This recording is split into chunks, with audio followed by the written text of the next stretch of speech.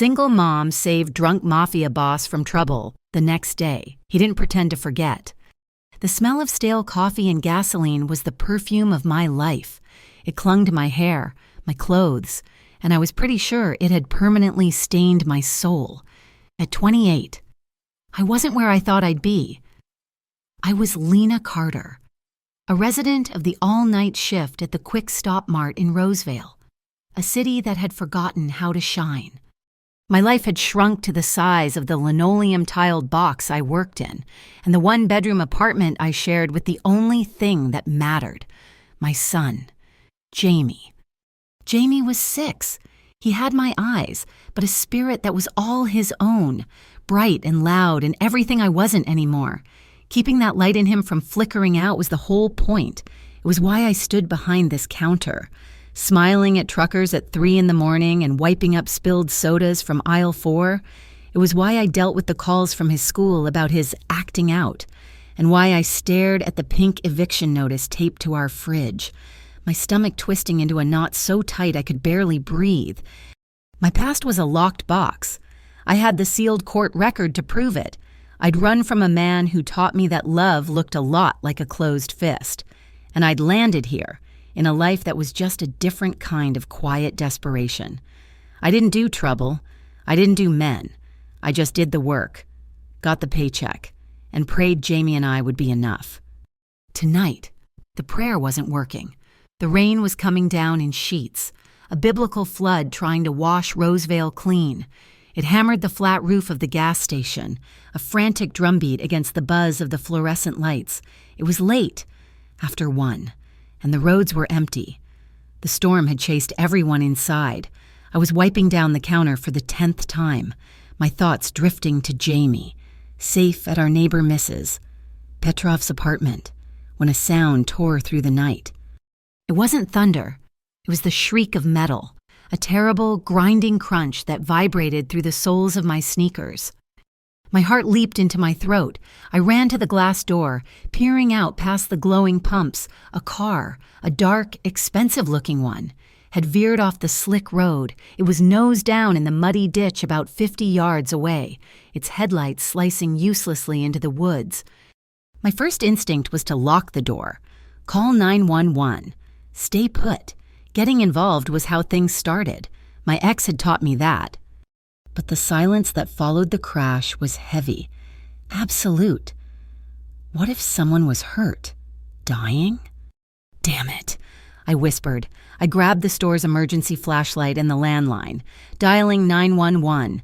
There's been an accident on Route 12 just past the Quick Stop, I said, my voice shaking. A single car in the ditch. After I hung up, I stood there, chewing on my lip. The rain was letting up slightly, but no sirens wailed in the distance. They'd be a while, too long.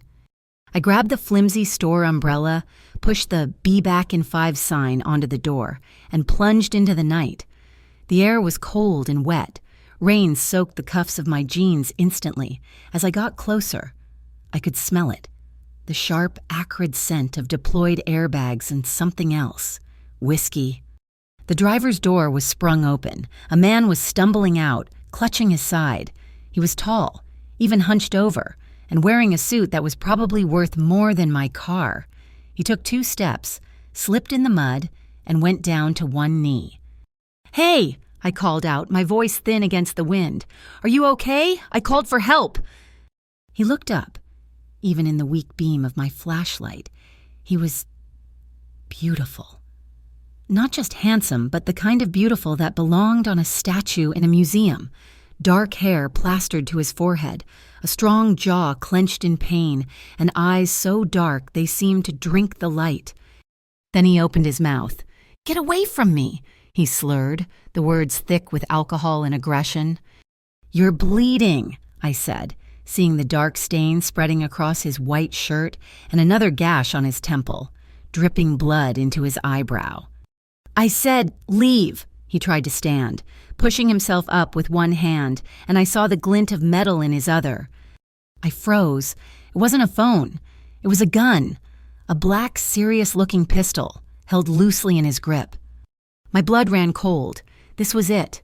This was the trouble I avoided. I should have turned. I should have run back to the store, locked the door, and waited for the cops. My son needed me. But the man groaned, a low, animal sound of pure agony, and his eyes rolled back. He slumped forward, the gun falling from his lax fingers into the mud. He was out cold. I stood there for a full minute, my heart trying to escape my chest. Run. Go. But I couldn't. I couldn't just leave him here to bleed out or drown in the rain. With a sob of frustration, I moved. I kicked the gun further into the ditch, where it disappeared into the murky water. I grabbed him under the arms.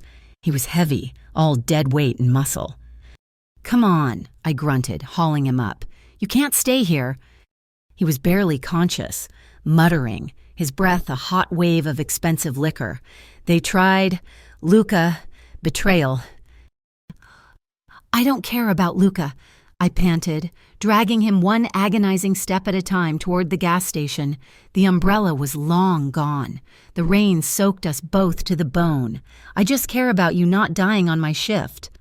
Getting him inside was a nightmare. I half carried, half dragged him through the door, locking it behind us. The bright, sterile light of the store made him look even worse. His suit was ruined, caked in mud. The cut on his head was deep. There was no way I could let the cops find him like this. Not with the gun, the whiskey, the talk of betrayal. This was organized. This was bad. And if I was the one who found him, I'd be tangled in it. My sealed record wouldn't stay sealed for long if the police started digging. They'd see a single mom with a troubled past and a man with a gun. And they'd build a story I couldn't escape. Back room, I decided. The back office was just a closet with a desk and a chair. I shoved him into the rickety office chair, where he promptly slumped over, breathing raggedly. I grabbed the first aid kit from under the counter. The cheap antiseptic wipes stung my own fingers, and I knew they'd hurt him. "This is gonna sting," I mumbled, more to myself than to him. I tilted his head back. His skin was pale under the grime. I gently cleaned the gash on his temple. It was nasty, but it looked worse than it was. The bleeding was already slowing. The wound on his side was a different story. I had to cut his shirt open with a box cutter. It was a deep graze, maybe from the crash, maybe from something else. It was bleeding sluggishly. "You really need a hospital," I told his unconscious form, but I knew I couldn't take him. I did the best I could, pressing antiseptic gauze to the wound and taping it down with half a roll of medical tape. His body was warm under my hands, his muscles tense even in unconsciousness. I tried not to notice the hard lines of his chest, the sheer, coiled power in him. As I worked, he stirred. His eyes fluttered open, unfocused and cloudy with pain and alcohol. He looked right at me, but I knew he wasn't seeing me. Not really. A small, broken sound escaped his lips. "Angel," he breathed. The word hit me like a physical blow. No one had ever called me anything close to that. My hands trembled. "Go back to sleep," I whispered, my voice rough. "You're safe for now." He didn't need to be told twice. His eyes slipped closed, and his breathing evened out, deepening into a drunken, exhausted sleep. I stood back, breathing hard. What had I done? I'd brought a dangerous, armed man into my workplace. I was harboring a fugitive, for all I knew. I looked at the CCTV monitor on the desk. The camera feed for the back office had been on the fritz for a week. My boss was too cheap to fix it. A small, stupid miracle. I spent the rest of the night jumping at every sound. Every car that passed on the highway was the police, or worse, the Luca he'd mentioned. I chain drank bitter coffee, my nerves frayed to the breaking point. I watched him sleep, this stranger who looked like a fallen prince. He was all sharp angles and dark beauty, a creature from a world I only saw in movies. Just before dawn, as the first gray light started to bleed into the sky, he woke up. I was in the main store, restocking cigarettes, when I heard the chair scrape in the back. I froze. He appeared in the doorway, unsteady on his feet but painfully alert. His eyes were no longer clouded. They were sharp, intelligent, and cold. He looked at me, at the clean counter, At the open 24 hours sign, he was putting it together. "You," he said. His voice was a low gravel, completely different from the slurred mumble of the night before. "You were bleeding," I said, my hands clutching the edge of the counter. "You crashed." He touched the bandage on his temple, his expression unreadable. He looked down at his ruined shirt, the tape on his side. He didn't say thank you. He just assessed me, his gaze so intense it felt like a physical touch. "The police," he said. "I called them about the crash, not about you. They must have towed your car by now." He nodded slowly. "My things." "The gun is in the ditch," I said flatly. "I kicked it in. I didn't want any part of it." A flicker of something, surprise, respect, crossed his features. He reached into his pocket, pulling out a thick wad of cash. He peeled off several $100 bills and threw them on the counter. "For your trouble." I looked at the money, then back at his face. I thought of my pink eviction notice. I thought of Jamie. I pushed the money back toward him. "I don't want your money," I said, my voice quiet but firm. "I just want you to leave. I don't want any trouble." He stared at me for a long moment. Then, without a word, he scooped up the cash, turned, and walked out the door. He didn't limp. He didn't stumble. He just walked into the pre-dawn mist and disappeared, as if he'd never been there at all. I let out a breath I'd been holding all night. I sagged against the counter, my legs like jelly. He was gone. It was over.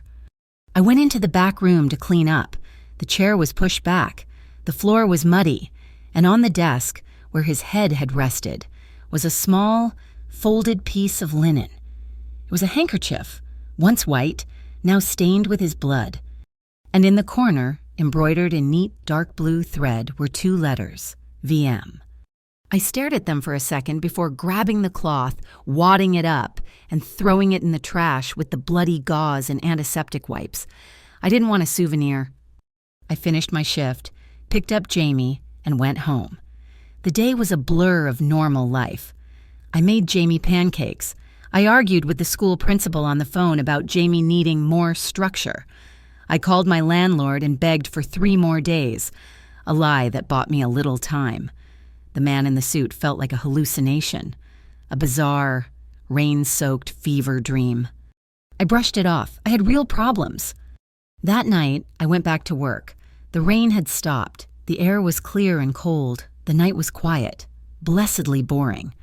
I was reading a worn paperback, my feet propped up on the counter, when the bell over the door chimed. My feet hit the floor. My heart did the same. A car was parked at the pumps, but it wasn't getting gas. It was a sleek black sedan, so polished it reflected the moon. The man who stepped out of it was not the man I had dragged from the ditch. This man was power. He wore a perfectly tailored black suit, a crisp white shirt, and no tie. His dark hair was combed back, immaculate. The cut on his temple was still there, but it was clean, stark against his pale skin. His eyes were clear, cold, and fixed entirely on me. He walked into the store. The bell chimed again as the door clicked shut, the sound unnaturally loud in the silence. He didn't browse. He didn't look at the chips or the sodas. He walked straight to the counter. "Good evening," he said. His voice was the same low gravel, but now it was smooth, controlled, deadly. I could barely swallow. Can I help you?"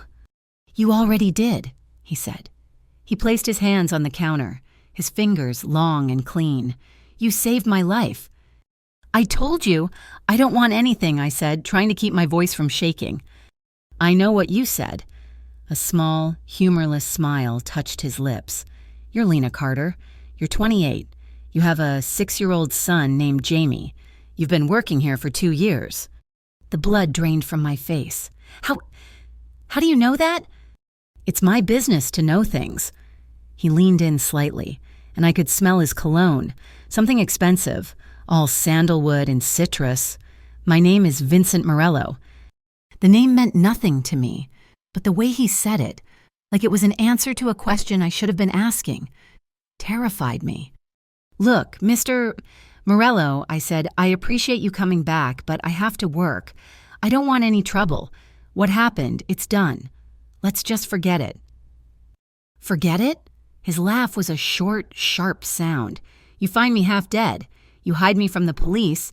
You patch me up, and you don't take my money. And I'm supposed to forget it? I don't know what you want me to say. His eyes left my face and traveled around the small, cramped store. He glanced up at the security cameras. He looked toward the back office. The camera in your office, he said, his voice casual. It's broken. My boss is cheap. Convenient. He looked back at me. You didn't just save me. Lena, you were seen with me when I was indisposed. My car was watched. What are you talking about? The people who ran me off the road, they're not reasonable. They don't like loose ends. And right now, he said, tapping a finger on the counter, you're a loose end. You saved me. That makes you a problem for them. I won't say anything, I hissed. I don't even know what to say. I don't know you. It doesn't matter, he said, his voice dropping. You made yourself a target the moment you stepped out into that rain. You should have left me to die. The coldness of the statement hit me. He wasn't exaggerating. He wasn't threatening me. He was stating a fact. I have to get back to work, I said, my bravado paper thin. Please, just go. Vincent Morello looked at me for one more long, assessing moment. He seemed to see everything. The cheap uniform, the exhaustion in my eyes, the fear I was trying so hard to hide. You're in my world now, Lena, he said softly, whether you want to be or not. He turned and walked out. The black car pulled away, its engine a low, satisfied purr. I stood there, shaking so hard I had to grip the counter to stay upright. I spent the rest of the night watching the door, my heart pounding at every shadow. When my shift ended, I ran to my car and drove to Mrs. Petrov's, my eyes scanning the rearview mirror the entire time. I picked up a sleeping Jamie, carried him to our apartment, and double-locked the door. I checked every window. I felt insane. I felt hunted. I got Jamie into his pajamas and tucked him into his bed. He mumbled in his sleep, one hand clutching his stuffed bear. I kissed his forehead, my love for him a fierce, painful ache in my chest. I would do anything to protect him. I went to the kitchen to make a cup of tea, trying to calm my racing mind. He was just trying to scare me. That's what men like that did. They used fear like a currency. I went to the bathroom, splashing cold water on my face.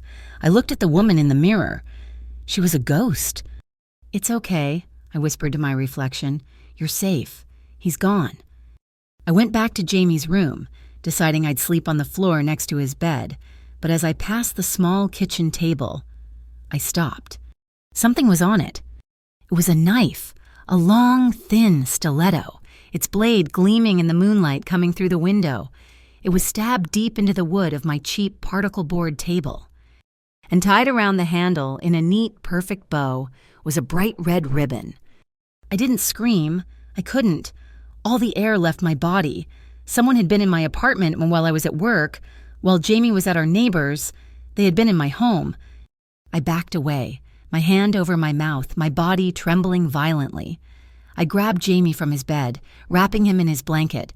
He stirred, mumbling, "Mommy?" "Shh, baby, we're just playing a game," I whispered, my voice breaking. I locked us in the bathroom. It was the only room in the apartment with a lock that wasn't on the front door.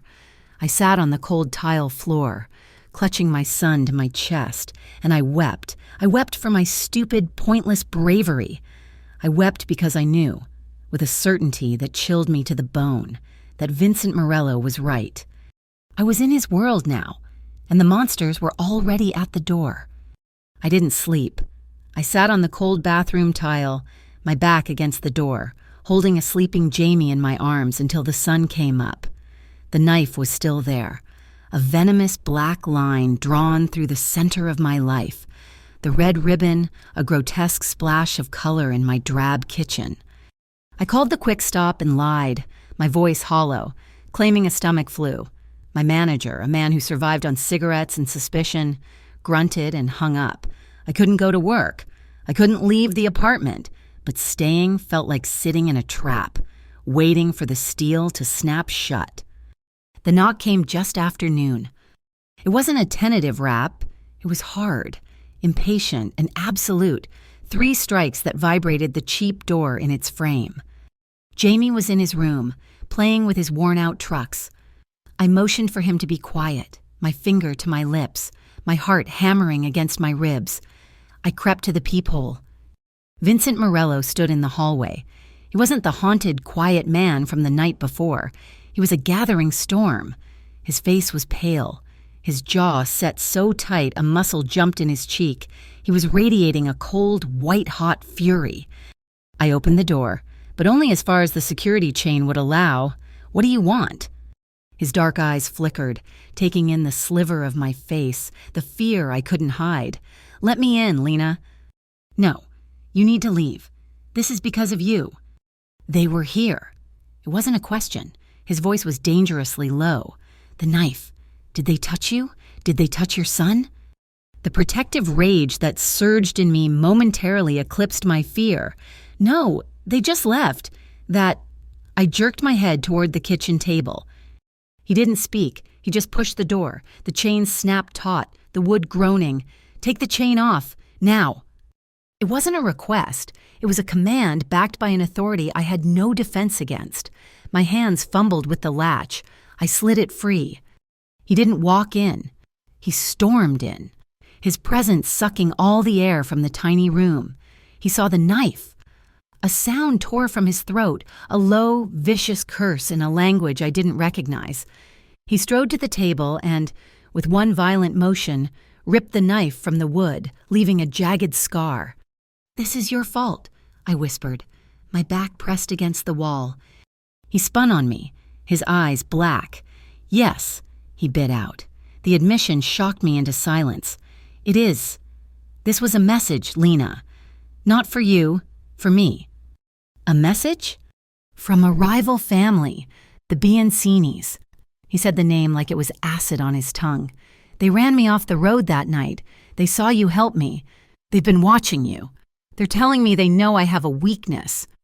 "I'm not your weakness," I cried, my voice shaking. "I'm not anything to you. I'm just the woman who was stupid enough to help." "It doesn't matter," he said, stepping closer. I flinched. "In my world, perception is everything. You saved me.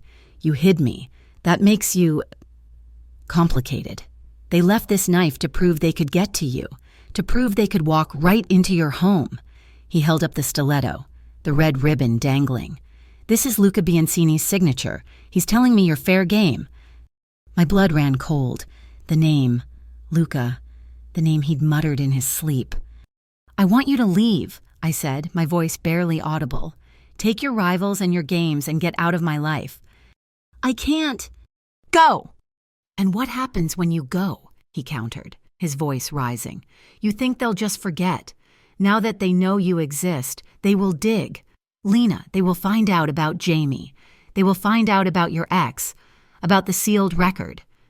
You think a man like Luca Biancini won't use that? He'll hand you back to the very man you ran from, just to watch me squirm." The threat was so specific, so cruel. It stole my breath. He knew. He knew about my past. "I'll move," I stammered, a pathetic lie. "I'll take Jamie and we'll disappear." "You can't run far enough or fast enough." He shook his head, the anger draining away, replaced by a grim certainty. "They put a blade in your table. Lena, what happens next time, when they decide to wait in his closet instead?" That was it, the final blow. He aimed it, and it landed right in my heart. The image of Jamie, of anyone laying a hand on him, shattered my defiance. My legs gave out, and I slid down the wall, burying my face in my hands. I'd run so far, built this tiny, fragile life, and this man had undone it all in 2 nights. A small voice piped up from the hallway. "Mommy?" Jamie stood there, rubbing his eyes, his favorite stuffed bear clutched in one hand. "Who's yelling? Is that the man from the car?" Vincent froze. Every harsh line on his face went rigid.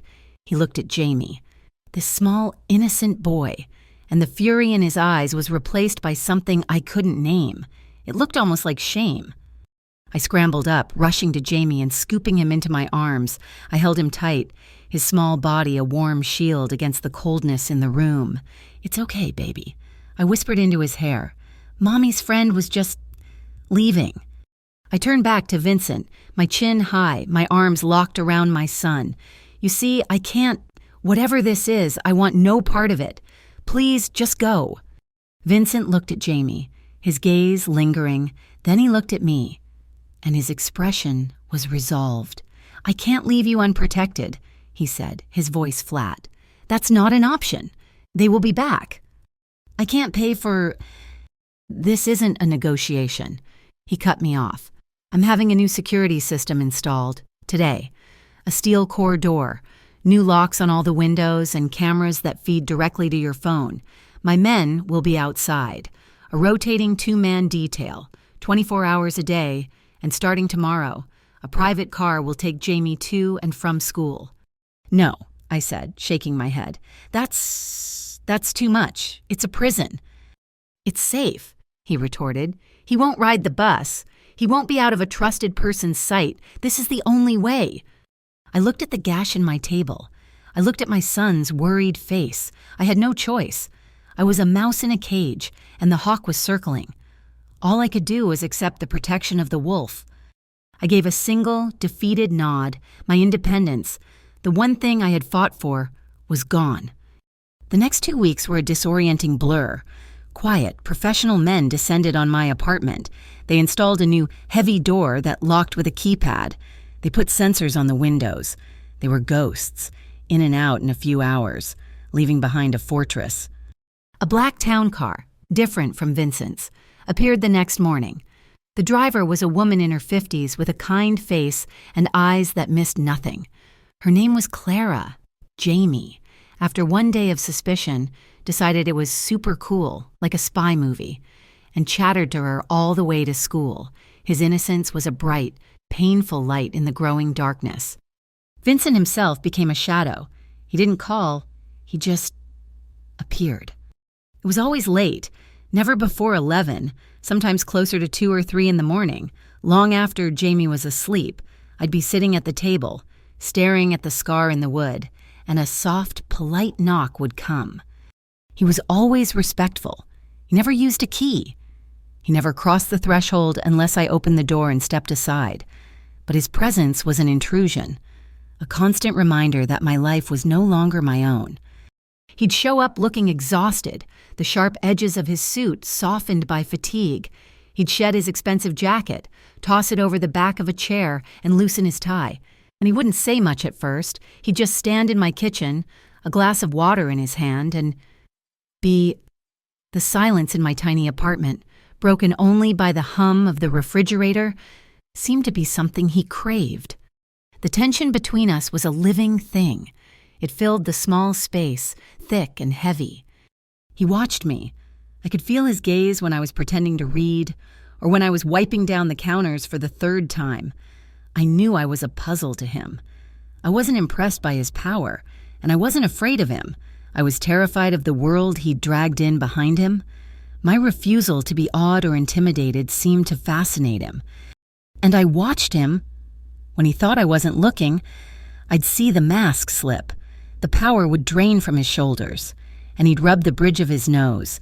His eyes squeezed shut. In those moments, he wasn't a mafia boss. He was just a man, drowning in a life he couldn't escape, carrying a weight that was crushing him. He was lonely. I knew that look. I lived with it. One night, almost 3 weeks after the break-in, he knocked. It was late, and the rain was hammering against the new, reinforced windows, a sound that reminded me instantly of that first night. When I opened the door, I stepped back, and he looked terrible. He was pale. His eyes were bloodshot, and he looked haunted. The sheer exhaustion rolling off him was a physical force. "You should go home, Vincent," I said, my voice softer than I intended. "I can't," he replied. His voice was rough. "Not yet. Just for a minute." I sighed and stepped aside. He walked in, bringing the smell of the cold rain with him. He dropped his coat and sank onto my small, lumpy couch, running both hands through his damp hair. I was in the kitchen, about to make myself some pasta. It was all I had, a box of spaghetti and some vegetables I'd bought with the last of my cash. "You haven't eaten," I stated. It wasn't a question. He shook his head, his eyes closed. "Haven't had time." I didn't know why I did it. Maybe it was pity. Maybe it was seeing a crack in the armor. Maybe I was just tired of being alone. "There's enough for two," I said quietly. He opened his eyes and looked at me, a flicker of genuine surprise on his face. We ate at my tiny kitchen table, the one with the scar. I'd bought a cheap vinyl tablecloth to cover the gash, but we both knew it was there. He ate like a man starved, hunched over the plate, not speaking. The silence was comfortable, normal. It was so bizarrely domestic it made my chest ache. "Why do you keep coming here?" I asked finally, stacking our empty plates. He leaned back, his gaze unreadable. "What do you mean?" "This," I gestured between us. "The late-night visits, you installed your security system, you've got men outside. You don't owe me anything, we're even." "This isn't about being even," he said, his voice low. He looked around the small, clean kitchen. "This is the only place I've been in the last 10 years where nobody wants anything from me. Nobody is trying to kill me, impress me, or betray me." "I want you to leave," I countered, though the words had lost their sting. A small, sad smile touched his lips. "No, you don't. Not really. You're just scared. It's not the same thing." He was right, and it made me angry. I turned my back on him and started washing the dishes. He stood up.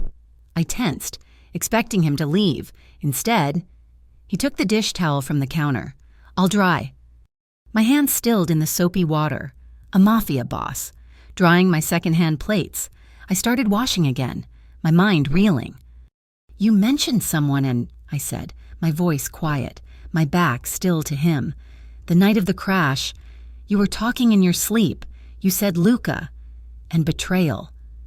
Behind me, he went very, very still. The clinking of plates stopped. "Luca Biancini," he said, his voice flat and cold, all the exhaustion gone. "His father and my father used to run this city together, partners, until his father got greedy." "And the betrayal?" I pressed, handing him another plate. He didn't take it. He put the towel down.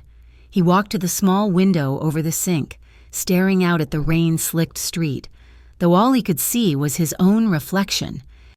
"I had a brother," he said. The words were so quiet. I almost missed them. "His name was Marco.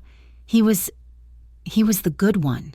Smart. He wasn't supposed to be in this life. He was going to be a doctor." He paused, clenching his fists at his sides.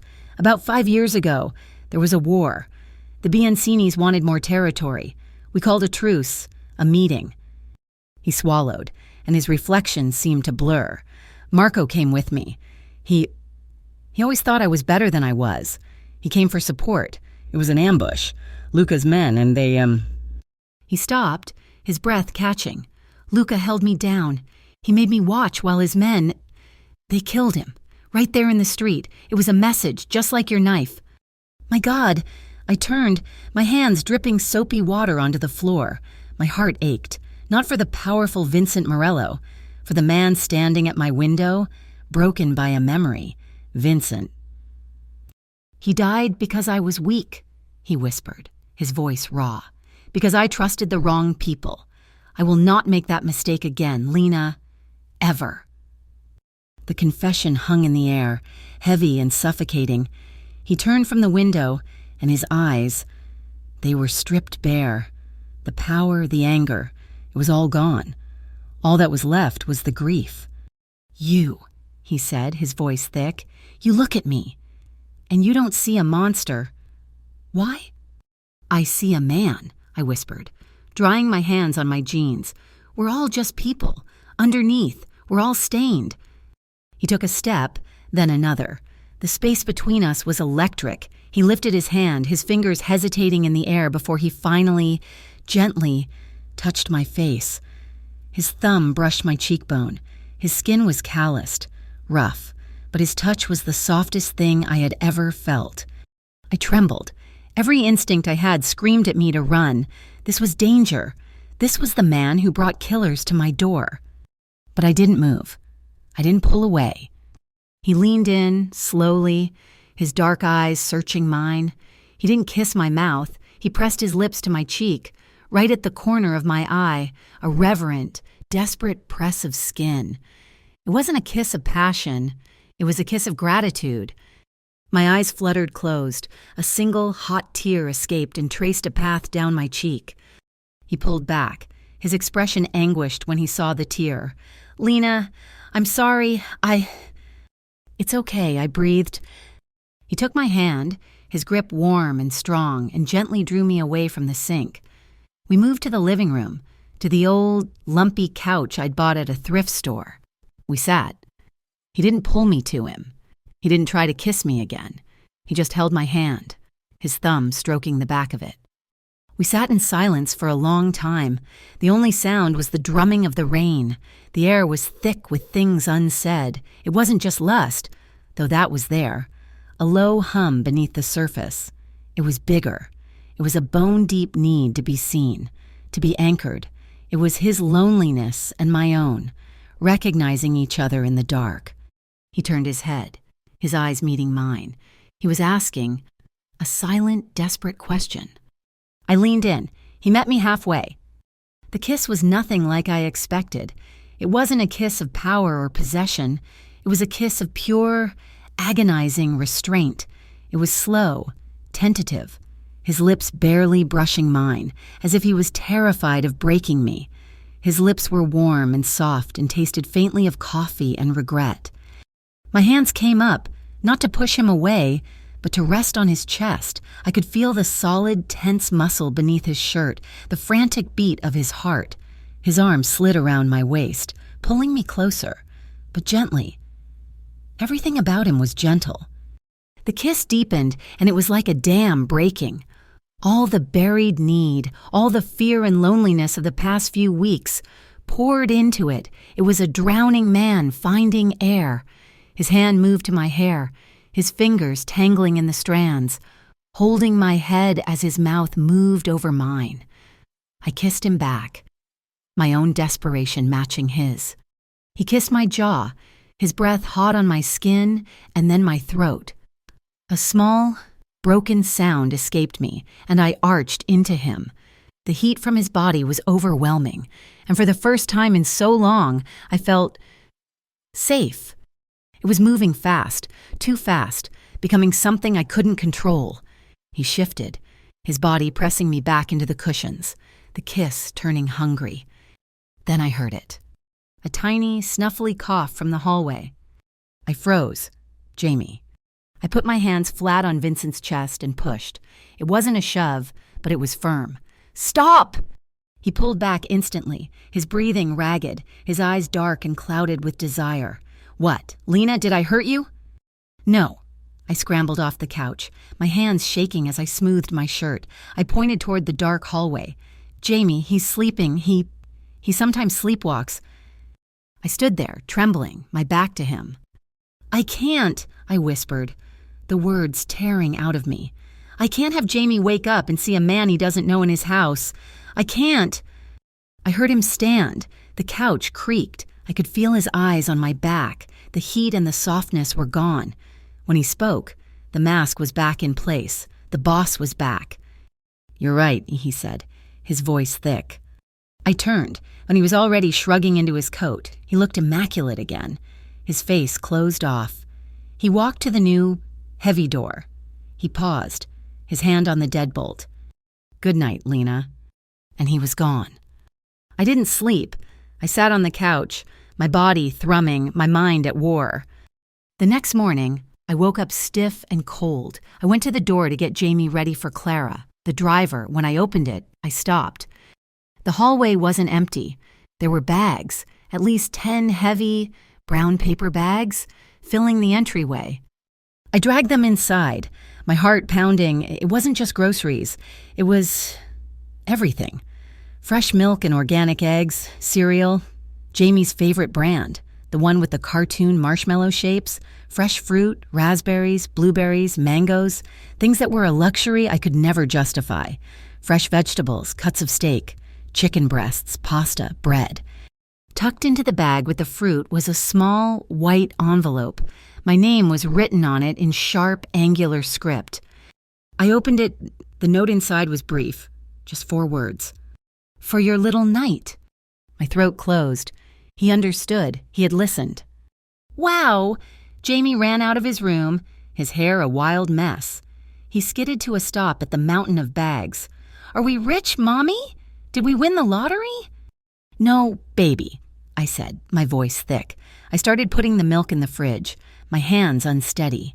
A friend was just being nice." Jamie tore open the box of cereal, his eyes wide with joy.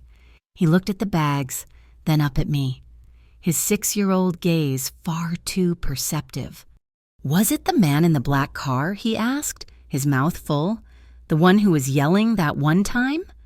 I froze, my hand on the refrigerator door. "Is he your boyfriend, Mommy?" The question hung in the air, simple and devastating. I turned away, grabbing a bowl from the cabinet. "Eat your cereal, Jamie. Clara will be here any minute." He started eating, but I could still feel his eyes on me. I didn't have an answer. I felt the vibration in my pocket first, then the muffled ring. I didn't recognize the number. "Hello? Is this Lena Carter?" The voice was flat, bored, and belonged to someone in human resources who hated their life. "Yes, this is she." "This is Gary from the Quick Stop corporate office. We're calling to inform you that your employment has been terminated, effective immediately." The bottom dropped out of my stomach. I gripped the phone, sinking onto the edge of my couch. "What? Why? Did I do something wrong?" "We're not at liberty to discuss the reasons," the voice droned. "Your final paycheck will be mailed to the address on file. Please return your uniform and name badge to your shift manager." The line clicked. He'd hung up. I stared at the phone, my hand shaking. Terminated. Just like that. No warning, no reason. My last shred of independence, the tiny, gasoline-soaked raft I was clinging to, had just been yanked out from under me. The eviction notice on the fridge suddenly felt like a death sentence. I was still sitting there, numb. An hour later when the knock came, that solid, unmistakable knock. I opened the door. Vincent Morello stood there, but he wasn't in his usual state of late-night exhaustion. It was early evening, and he was coiled, alert, his eyes sharp. He'd traded his full suit for dark trousers and a black cashmere sweater that made him look more like a panther than a businessman. He took one look at my face. "You got the call," he said. I gaped at him. "You knew?" "I suspected." He walked past me into the apartment, his anger a cold, controlled energy that chilled the room. "I told my men to watch your manager. He's been taking meetings. Small-time men with Biannini connections." "So they fired me? Why?" I demanded, my voice rising with a hysterical edge. "To what? Make me homeless? What does that prove?" "It proves they can," he said, his voice a low growl. "It proves they can touch your life, squeeze you, make you desperate. They want to see what I'll do. They're testing my reach." "Testing your reach?" I repeated, the words sounding insane. "Vincent, this is my life. This is my rent. This is how I feed my son. I can't just not have a job." "I know." He turned to face me, his expression unreadable. "You won't be without one." "What am I supposed to do?" I cried, gesturing wildly. "Go to an interview and explain that I was fired from a gas station for no reason. But it's probably because I saved a mafia boss. I'm ruined." "No," he said, his voice absolute. I have a job for you." My heart sank. "No, Vincent, I can't. I don't want your charity. I don't want to be one of your people." "It's not charity, I see," he said, his patience clearly wearing thin. "I own several businesses, legitimate ones. One of them is a restaurant downtown, Il Signo. It's high-end. The front desk hostess just quit. The job is yours." "A hostess? At a fancy restaurant?" I laughed, a bitter, broken sound. "Look at me. I have a gas station uniform and a pair of jeans with a hole in the knee. I don't belong in a place like that. You'll be trained, you'll be given a wardrobe, he said, ticking off the points as if it were a simple business transaction. The pay is 3 times what you are making. The hours are evenings. Clara can bring Jamie here after school, and Mrs. Petrov can watch him until you're home. It's done. He was arranging my life. He was moving the pieces on the board, and I was just a pawn. I hated it. I hated him for it. I don't want to be in your pocket, Vincent. You're already in my world, and he shot back, his eyes flashing. The only difference is, this way. You get paid for it. This way. You're safe.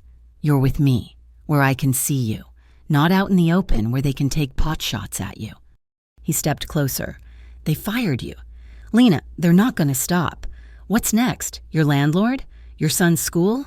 They will systematically dismantle your life until you have nothing left. Unless you let me protect you, this is the only way.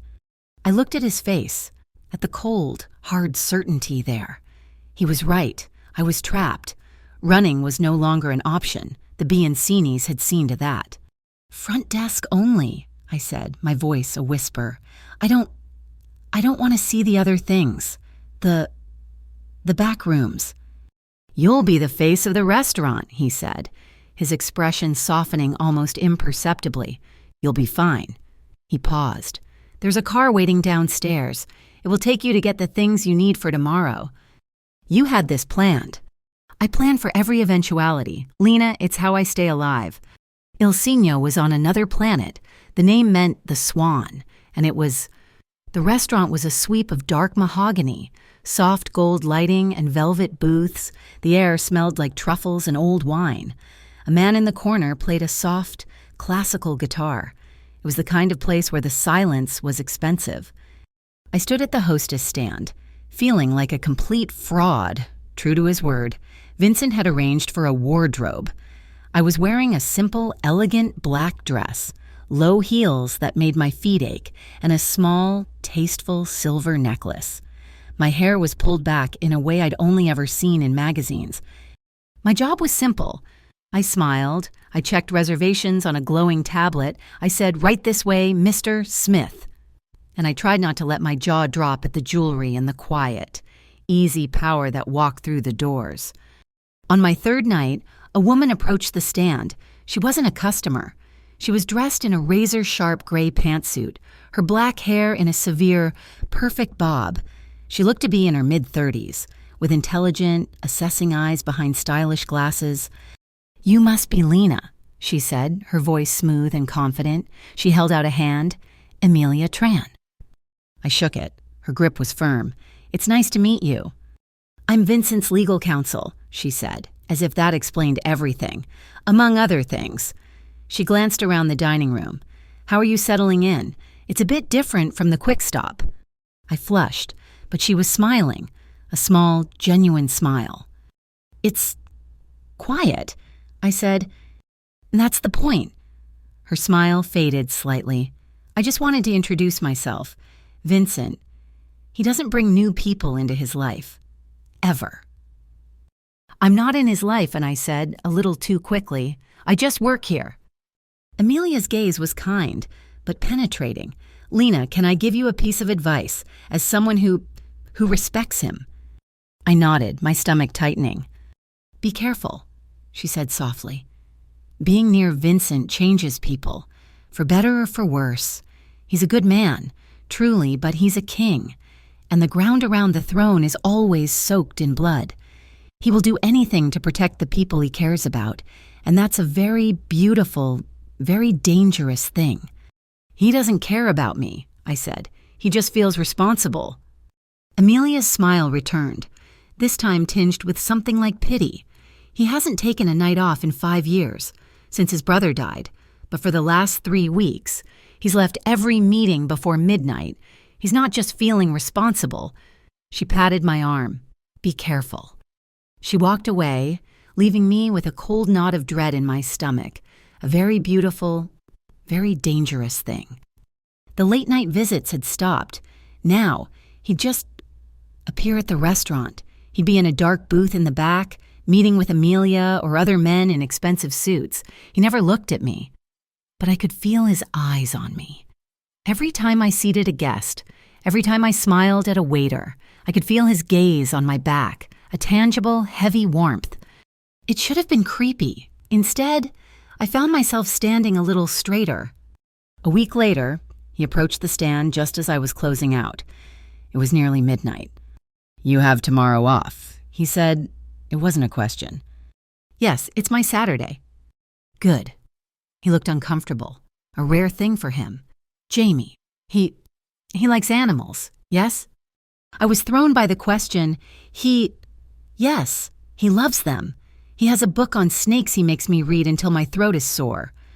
A flicker of that rare, unguarded smile. "The Rosevale Zoo. It's closed to the public tomorrow for a private donor event. I'm one of the donors. I thought he might like to go, you both." I stared at him. A date. He was asking me on a date with my son.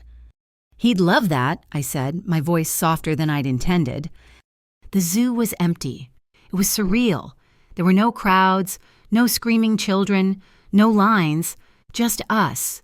Jamie, me, and Vincent. Clara, the driver, trailed a respectful distance behind.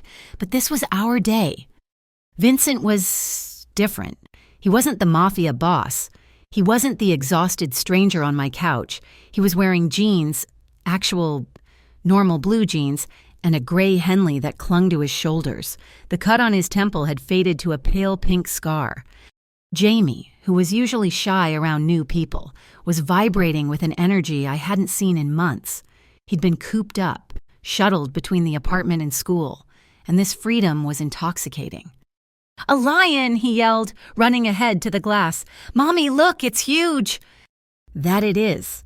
Little Night," Vincent said from beside me. Jamie looked up at him. "How come he's not roaring?" "He's probably sleepy," Vincent said, crouching down to Jamie's level. "Even kings have to rest." Jamie giggled. "Are you a king?" Vincent's gaze met mine over Jamie's head, and the moment was charged. "Sometimes," he said to Jamie, his voice soft, "but it's not as much fun as being a lion." We walked for hours. We saw the monkeys. We fed the giraffes. Vincent bought Jamie a giant pretzel and a blue slushie that stained his entire mouth. And all the while, I watched him listen. Really listen, as Jamie explained the difference between a python and a boa constrictor with 6-year-old seriousness. I watched his hand hover near Jamie's back as he leaned over the railing at the penguin exhibit. He was careful, protective, but not stifling. By the afternoon, Jamie was exhausted. He was stumbling, his chatter finally winding down. "Mommy, I'm tired. My legs are broke." "I know, baby. Just a little further to the exit." "I got him," Vincent said. Before I could protest, he bent down and, in one easy motion, swung Jamie up onto his shoulders. Jamie squealed, a sound of pure, unadulterated delight. He was high above the world, his small hands gripping Vincent's dark hair for balance. "I'm the tallest!" Jamie shouted, his voice echoing in the empty pathway. Vincent looked up at him, his head tilted back, and he smiled. It wasn't his tight, humorless smile. It wasn't his sad, broken smile. It was a real, unguarded, teeth-showing smile of pure, simple joy. It lit up his entire face, crinkling the corners of his dark eyes. My heart didn't just flutter. It stopped. It completely, utterly stopped, and then restarted with a painful, heavy lurch. Amelia's words came back to me. A very beautiful, very dangerous thing. I was in trouble, deep, irreversible trouble, and I was falling for him. I was watching this man, this killer, this king, be tender with my son, and I was falling. He was everything I was supposed to run from, but he was also the first man since Jamie was born to look at us like we were something to be cherished, not a burden. The trust I'd been fighting against, the walls I'd kept so high, they just crumbled. They turned to dust. We had dinner at Il Signo. The restaurant was closed, just for us. The staff had left, but there was food waiting, a A simple, perfect meal of roasted chicken and vegetables. We ate on the terrace, a wide stone balcony that overlooked the city. The lights of Rosevale glittered below us, a carpet of cold stars. Jamie was asleep, curled up on a velvet settee just inside the door, safe and warm. A soft, instrumental song was playing from the speakers inside. Vincent stood, walking to the edge of the terrace. He looked out at the city he owned. "Thank you, Vincent," I said, coming to stand beside him. "Today, I haven't seen Jamie that happy in a very long time. I haven't felt that normal." "He's a good kid," Vincent said, his voice a low rumble. He turned to me. The city lights were in his eyes. "You're a good mother." He held out his hand. "Dance with me, Lena." "There's no one here." "That's the point." I hesitated. My hand was shaking, but I placed it in his. His grip was warm, strong. He drew me in, one hand settling on the small of my back, the other clasping mine. It wasn't a prom night hold. It was close, intimate. I rested my head against his chest. I could feel the solid, steady beat of his heart beneath my ear. He smelled like sandalwood and the crisp night air. We moved slowly, barely moving at all, just swaying to the rhythm of a song I didn't know. It felt like the first time I'd taken a full breath in years. All the fear, the tension, the running, it all just melted away. There was just the music and the lights and the solid warmth of the man holding me. "I don't forget what matters, Lena," he whispered into my hair. The words were a vow. It was a promise. It was about his brother. It was about Jamie. And it was about me. I tilted my head back to look at him. His eyes were dark, intense, and all of his walls were down. He was looking at me like I was the only person in the world.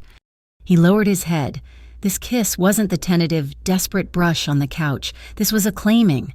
It was deep and slow and hungry, fueled by the trust he'd earned at the zoo, by the gratitude I felt, by the buried, aching need that had been simmering between us for weeks. I kissed him back with everything I had. My hands moved from his shoulders to his hair, my fingers tangling in the thick, soft strands. He groaned, a low sound in his chest, and his arm tightened around my waist, pulling me so close I couldn't tell where I ended, and he began. It wasn't enough. It wasn't close to enough. When we finally broke apart, we were both breathing hard. "Come home," I whispered. The drive back to my apartment was silent, but it was so loud my ears were ringing. Clara was gone. Mrs. Petrov had already tucked Jamie in, leaving a note on the counter. The apartment was quiet. The new, heavy door clicked shut behind us, locking out the world. The second the bolt slid home, he had me against the door. His mouth was on mine again, urgent, his hands framing my face as if I were something precious he was afraid to break. "Lena," he breathed against my lips, "are you sure? Tell me to stop. If you're not sure, tell me to stop right now." "Don't stop," I answered, and my voice raw. I pulled his mouth back to mine. This time, there was no hesitation. He scooped me up into his arms. I gasped, my legs wrapping around his waist. He carried me into my bedroom, the moonlight from the window painting the room in silver and shadow. He laid me on the bed with a reverence that made my throat ache. He didn't rush. He moved slowly, deliberately, his eyes never leaving mine. He was watching my face, reading every flicker of emotion, still giving me a chance to back away. He undressed me slowly, his calloused fingers surprisingly gentle as they worked the zipper of my dress. He kissed my shoulder, my collarbone, his lips tracing a path of fire. I shivered, not from cold, but from a sensation so overwhelming it was almost painful. My hands went to the buttons of his shirt, my fingers fumbling. He stilled them, lacing his fingers with mine, and brought my hand to his lips, kissing my palm. "I've got you," he whispered. This wasn't just lust. I knew what lust felt like. This was a collision. It was two people who had been scarred and broken, finally finding a place to rest. When he finally came inside me, it was a slow, perfect joining. I cried out, a small, broken sound, and clutched his shoulders. It wasn't the sharp, shallow gasp of pleasure. It was a sob of pure, unadulterated release. All the fear, all the tension of my past, all the terror of my present, it all shattered. He held me, his body strong and sure, moving with a careful, restrained rhythm that was entirely focused on me. He was watching my face, his own expression tight with a mixture of awe and agonizing control. It was emotional. It was overwhelming. It was two sets of scars, his and mine, finally touching. When it was over, I was still crying, silent tears tracing paths into my hair. He didn't pull away. He gathered me close, his arms wrapped around me and just held me, stroking my hair as the tremors subsided. He kissed my forehead, my temple, my tear-soaked cheeks. We lay like that for a long time, tangled together in the moonlight, the world reduced to the sound of our breathing. "I don't feel clean enough for you," he confessed, his voice a rough whisper in the dark. I lifted my head, propping myself on my elbow so I could see his face. His eyes were dark, haunted by the ghosts of his brother, of the men he'd hurt, of the world he lived in. "Look at me," I said, my voice firm. I touched the scar on his temple. "We're all stained. Vincent, you with your life, me with mine. It doesn't mean we can't choose what kind of story to write now." He looked at me, really looked at me, and the gratitude in his eyes was so profound it almost broke my heart all over again. He pulled me down, and I settled my head on his chest, listening to the steady beat of his heart. I fell asleep, truly, deeply safe for the first time in my adult life. I woke to the soft gray light of morning. For a second, I was disoriented. I was warm. My body was heavy, relaxed, and wonderfully sore. Vincent was still asleep beside me, his arm draped possessively over my waist. His face, in sleep, was unguarded. He looked younger. He looked peaceful. A smile touched my lips. I slipped out of his hold, quietly, and pulled on my robe. The apartment was silent. I went to check on Jamie. It was a reflex, the first thing I did every single morning. I pushed open his bedroom door. "Hey, sleepyhead," I whispered. The room was empty. My smile froze. "Jamie?" I looked around. His bed was empty, the covers thrown back. "Jamie?" I said, louder, my heart starting a frantic, panicked beat. "Baby, this isn't funny." I went to the bathroom. Empty. The kitchen empty. I ran back to his room, my blood turning to ice. My eyes scanned every corner, and then I saw it. The window that had been fitted with new, high-tech locks. It was open. The new sensor had been neatly, expertly disconnected, the wires snipped. The white curtain fluttered gently in the cold morning breeze. Jamie was gone. The silence was the loudest sound I had ever heard. It was a cold, sharp-edged void where my son's breathing should have been. "Jamie?" I whispered again, my voice a dry leaf sound in the quiet apartment. I padded, barefoot, into the living room. Empty. The kitchen empty. The front door was still locked, the new steel deadbolt firmly in place. I ran back to his room, my heart beginning a frantic, sick climb into my throat, the open window, the snipped wires, the curtain, fluttering, like a pale hand waving goodbye. It wasn't real. This was a nightmare. I'd fallen asleep in Vincent's arms, and this was the price. A trick of the morning light. I turned, expecting to see Jamie rubbing his eyes in the doorway. But the room was still empty.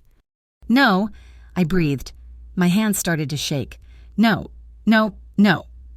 I backed out of the room, my hand over my mouth. I stumbled into my own bedroom. Vincent was still asleep, a dark slash of hair across the white pillow, his face peaceful in a way I'd never seen. He was the picture of safety, of a peace I had just, for one night, allowed myself to feel. A sound ripped out of my throat. It wasn't a word. It was a raw, animal scream of pure, undiluted terror. Vincent was awake instantly. There was no grogginess, no confusion. One second he was asleep, the next he was sitting bolt upright, the sheets pooling at his waist, his eyes black and alert. "Lena, what is it?" "He's gone," I whispered. My body was shaking so violently my teeth were chattering. "He's gone. Vincent, he's not here." "What are you talking about?" He was out of the bed in a fluid, powerful motion, grabbing his pants from the floor. "Jamie!" I screamed, the word finally tearing free. "He's gone. The window, someone took him from the window." I pointed, my hand trembling. He didn't wait. He stalked into Jamie's room. I watched him, numb, as he took in the scene. The empty bed, the open window, the neatly severed wires of his own high-tech security system.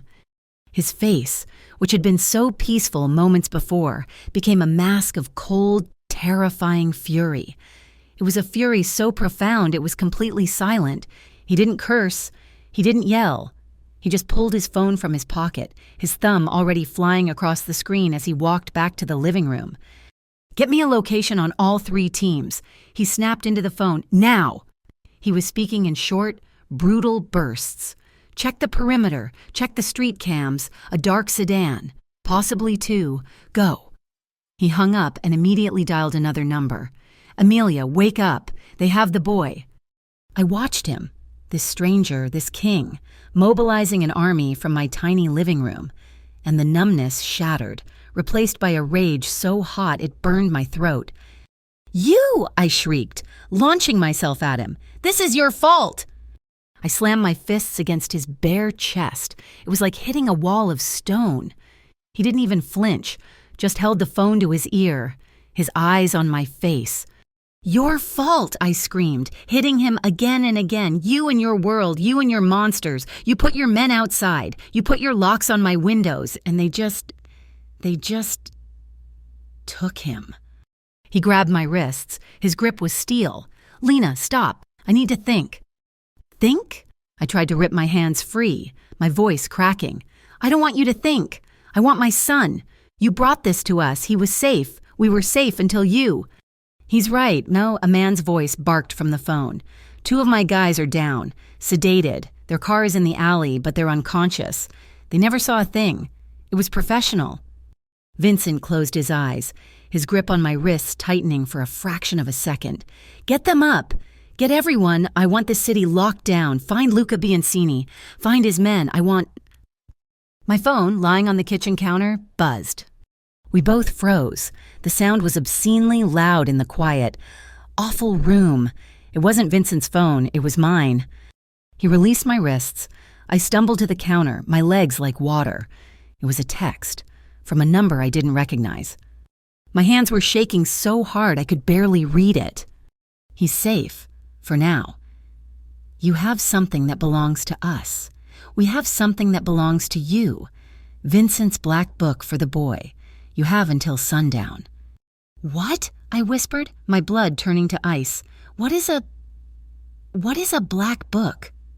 I turned the phone so he could see. Vincent read the message. The color drained from his face. He looked, for the first time since I'd met him, well and truly afraid. "Damn it," he breathed, running a hand over his face. "Damn it." "What is it, Vincent?" I begged, grabbing his arm. "A book? A ledger? Names? Payoffs? We can give it to them. Where is it? We can get it right now." He looked at me, and his expression was desolate. "Lena, I can't." "What do you mean, you can't?" I felt the hysteria rising again. "It's my son. I don't care about your names. I don't care about your business. Give it to them." "I don't have it," he said, his voice flat. "What?" "I don't have it," he repeated, his voice raw. "It was stolen 6 weeks ago." I stared at him. The room began to spin.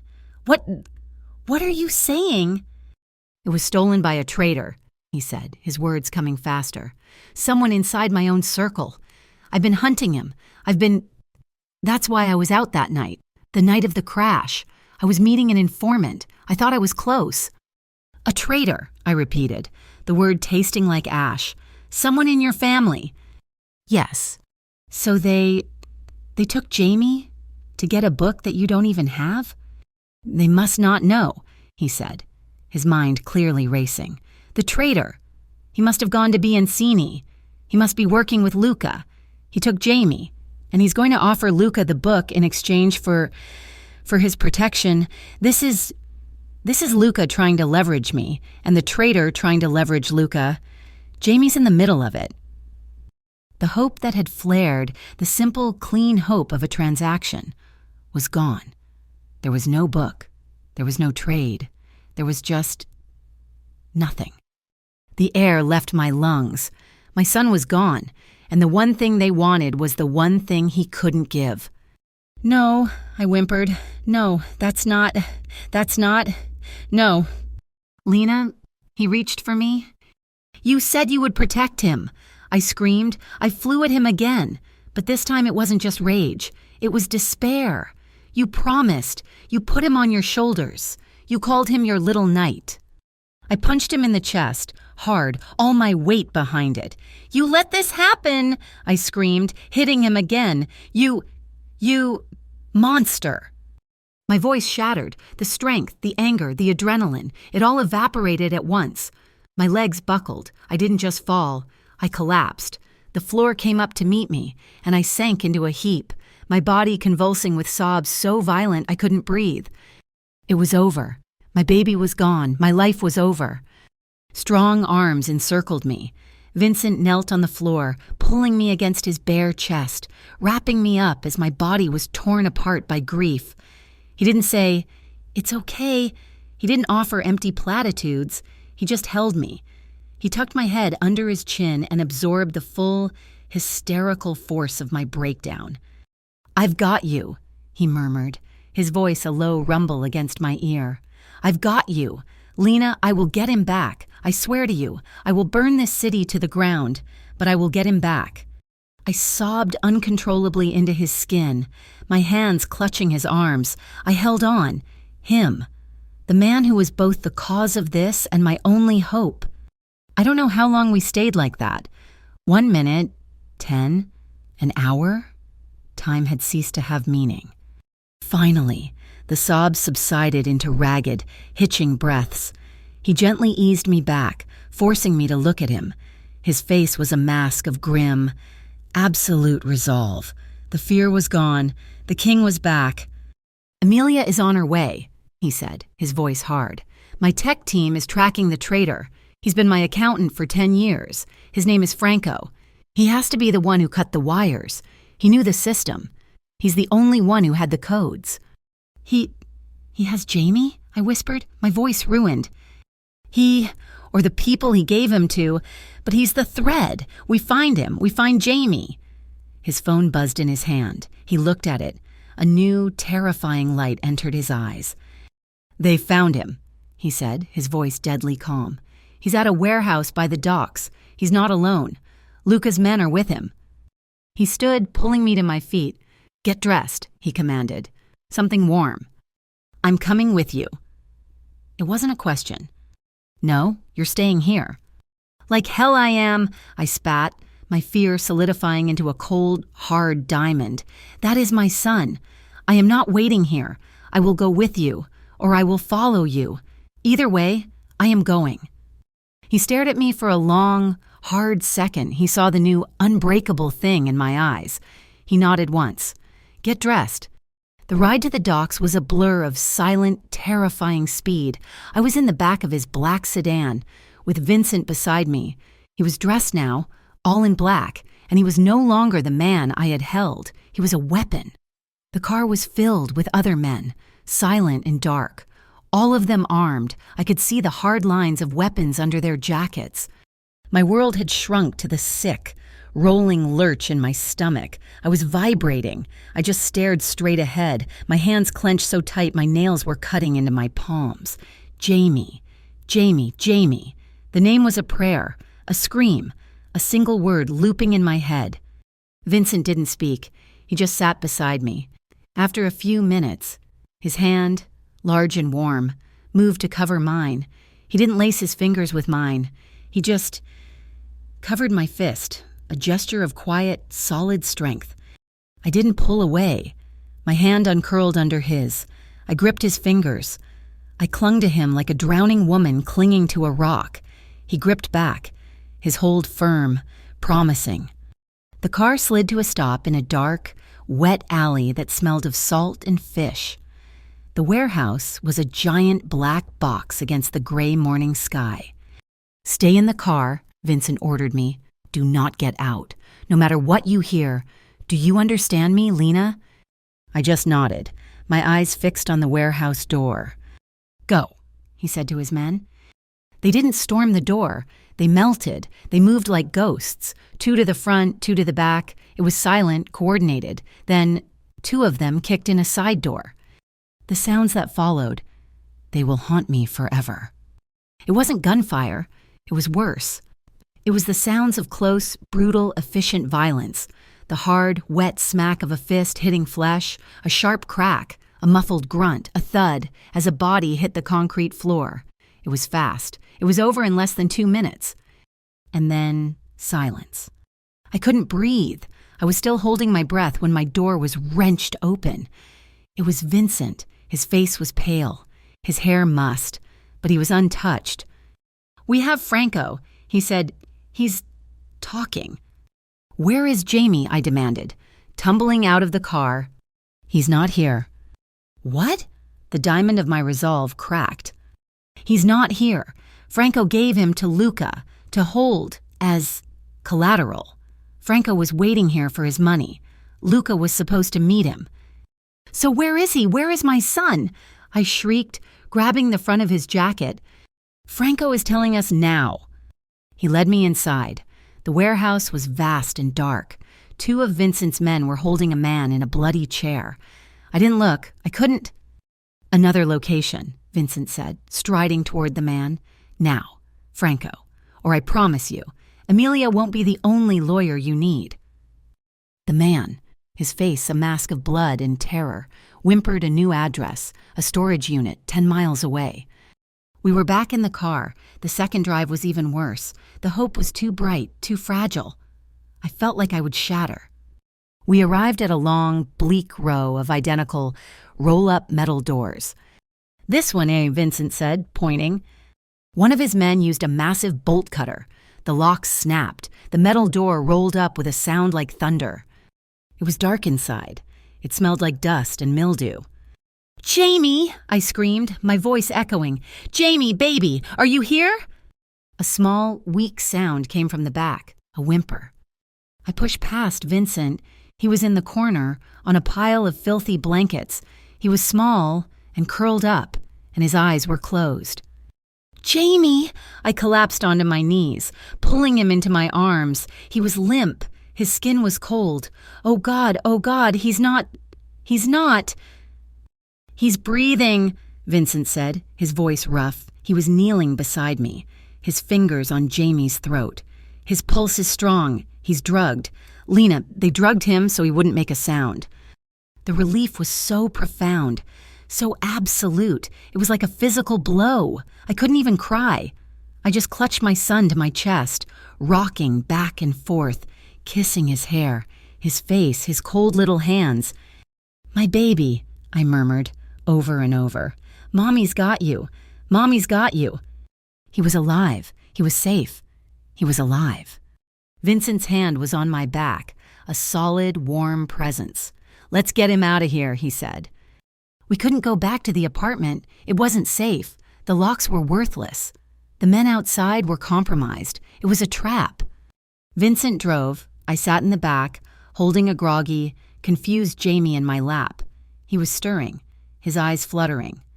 "Mommy," he mumbled, his voice thick. I'm sleepy." "I know, baby," I whispered, tears streaming down my face, dripping onto his hair. "I know. We're going on an adventure. We're going to stay with a friend for a while." He just hummed and snuggled his face into my coat, falling back asleep. Vincent took us to a place I had never seen. It was a high-rise apartment, but it wasn't like mine. This one had a doorman who looked like a linebacker and an elevator that required a private key. We went to the penthouse. The apartment was vast. It was all glass and steel and black leather, with a view of the entire city. It felt cold, sterile, a fortress. "This is one of my safe houses," Vincent said, locking the heavy door behind us. "No one knows this address, not even Franco. You'll be safe here." I carried Jamie into a bedroom, one that was clearly a guest room, and tucked him into the clean, crisp sheets. He didn't even stir. I sat on the edge of the bed, just watching him breathe, for a long, long time. After an hour, I stood up. My legs were shaking. I walked back into the living room. Vincent was standing by the floor-to-ceiling windows, staring out at the city. He'd shed his jacket. He looked exhausted. He heard me and turned. "How is he?" "He's asleep," I said. My voice was a dead, flat thing. And then the breakdown came. It wasn't the hysterical sobbing from before. This was the dark, cold, crippling aftermath. The adrenaline was gone. All that was left was the reality. The image of the snipped wires, the storage unit, the pile of filthy blankets. He was alone. In the dark. I whispered. My body started to tremble. It started in my hands, then moved to my arms, my shoulders, my legs. He was so cold. "Vincent, they just left him. My baby." "Lena," he took a step toward me. "I can't," I choked out, wrapping my arms around myself as my body shook uncontrollably. I can't. The guilt. I let you in. I was with you, and they came. It's my fault. "No, this is not your fault," he said, his voice firm. He tried to put his hands on my shoulders, but I flinched away, shuddering. I can't breathe," I gasped, sinking to the floor. The grief, the fear, the guilt, it was a physical weight, crushing my chest. I was completely, utterly broken.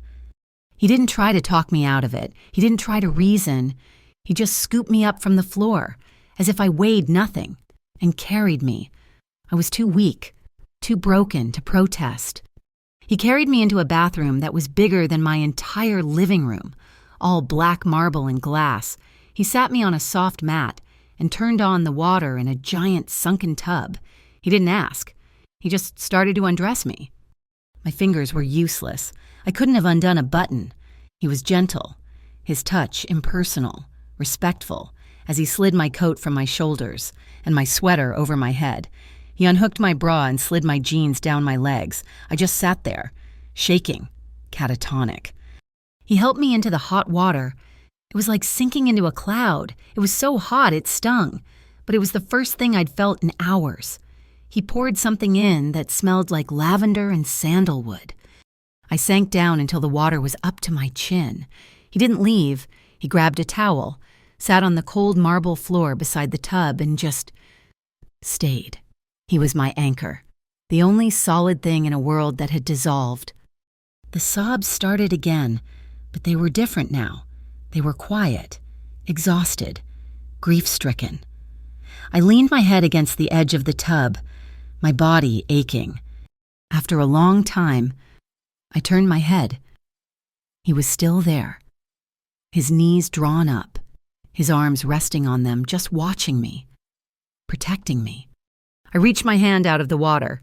He took it instantly. "I was so scared," I whispered, the tears falling into the bathwater. "I know," he said, his voice thick. I tugged on his hand. "Come here." He leaned closer. I rose up slightly, my wet hair dripping, and I kissed him. It was a kiss of desperate hunger. It was a kiss that said, "I'm alive.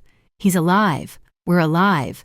It was salty with my tears, and it was raw, and it was a need to feel life in the face of so much darkness. He kissed me back, his free hand coming up to cup my wet face. The kiss was messy, wet, and utterly human. It wasn't about sex. It was about affirmation. He pulled back, his forehead resting against mine. "Lena, you're not—" "Just hold me," I whispered. "Please, I can't be alone right now." He lifted me from the tub, wrapping me in a towel so large and soft it swallowed me. He dried me off with the same gentle care he'd used to undress me, and then he carried me to his bed. We made love again.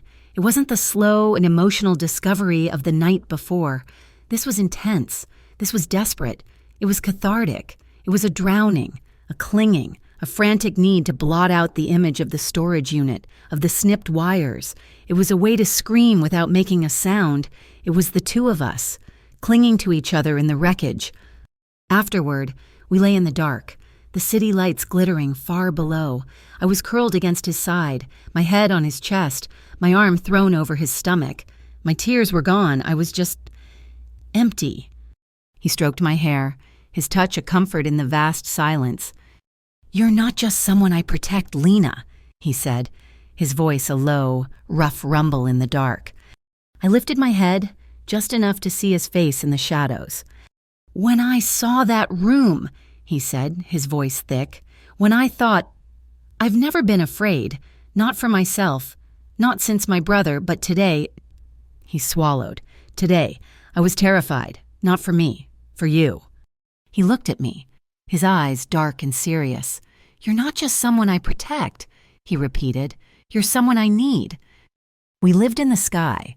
Vincent's penthouse was a fortress of glass and steel, suspended so high above Rosevale that the city lights looked like a smear of fallen constellations.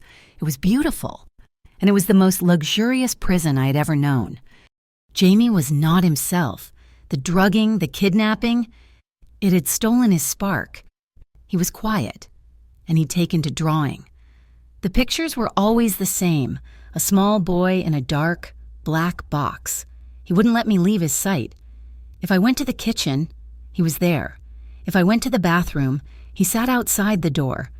We were both prisoners of that dark, empty storage unit. I was a ghost. I drifted from one wall of glass to another, useless, my hands shaking, my mind replaying the sight of that open window, the feel of Jamie's cold skin. Vincent was a controlled storm.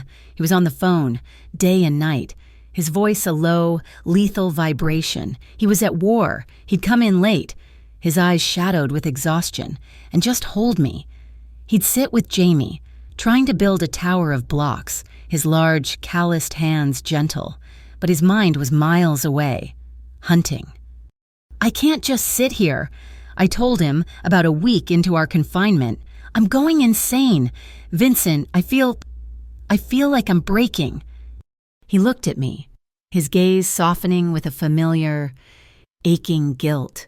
"I know, Lena, it's almost over, but until it is, you're safe here." "I don't want to be safe," I said, my voice rising. "I want to be useful." The next day, Amelia Tran arrived. She walked in carrying a leather briefcase, her heels clicking on the marble floor. She looked at me, her sharp, intelligent eyes taking in my robe, my uncombed hair. "Good," she said. "You're angry.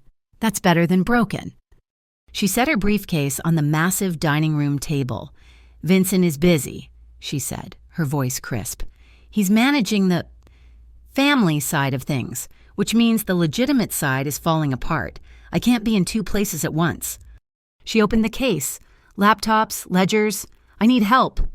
"Help with what?" I asked, pulling my robe tighter. "You're good with numbers. You balanced the books at the gas station for 2 years, skimmed or not. I saw your files." I flushed. I'm not an accountant, Amelia." "I don't need an accountant. I need a second set of eyes.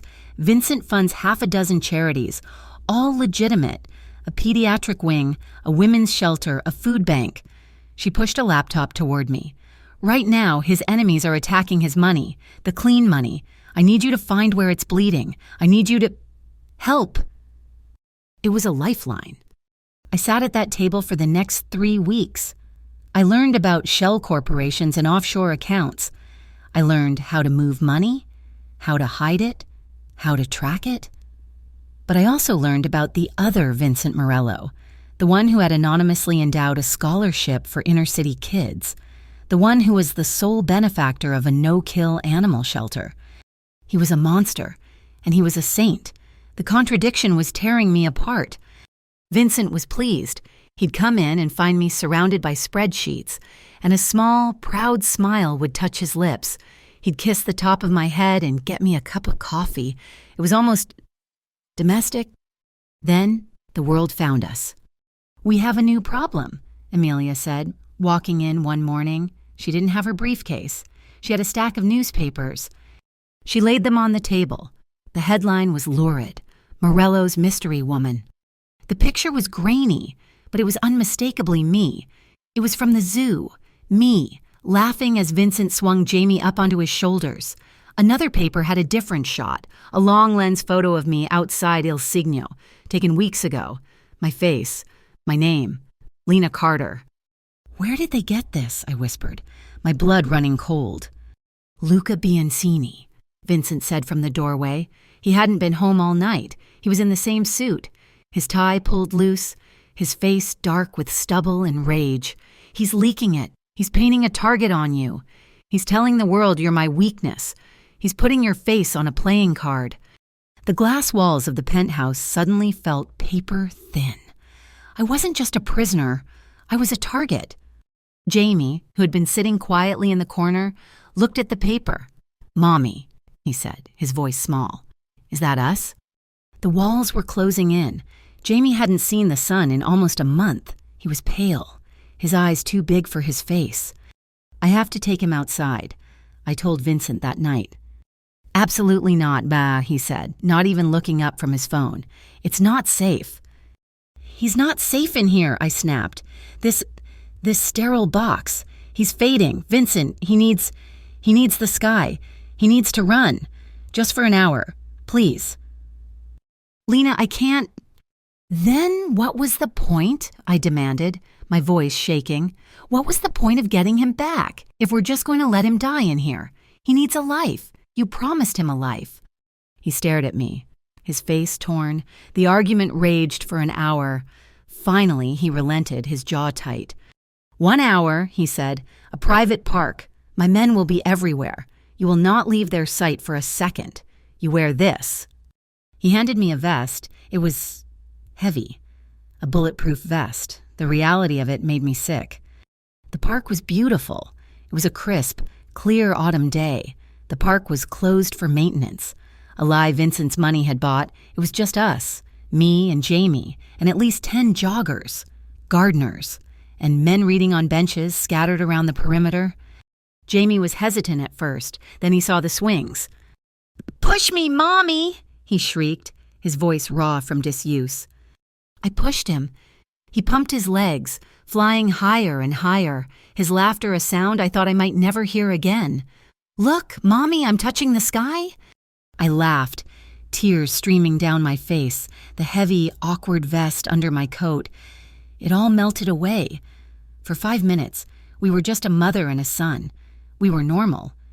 A man was walking a golden retriever on the path nearby. He looked normal. He smiled at us. "Beautiful day," he called out. "It really is," I called back, my heart so full it felt like it would burst. The world shattered. It wasn't a loud sound. It was a sharp, flat crack, like a dry branch snapping. And then, a sound I will never forget, a hot, angry whine that zipped past my ear, so close I felt the air move. It thudded into the metal chain of the swing beside me. I froze.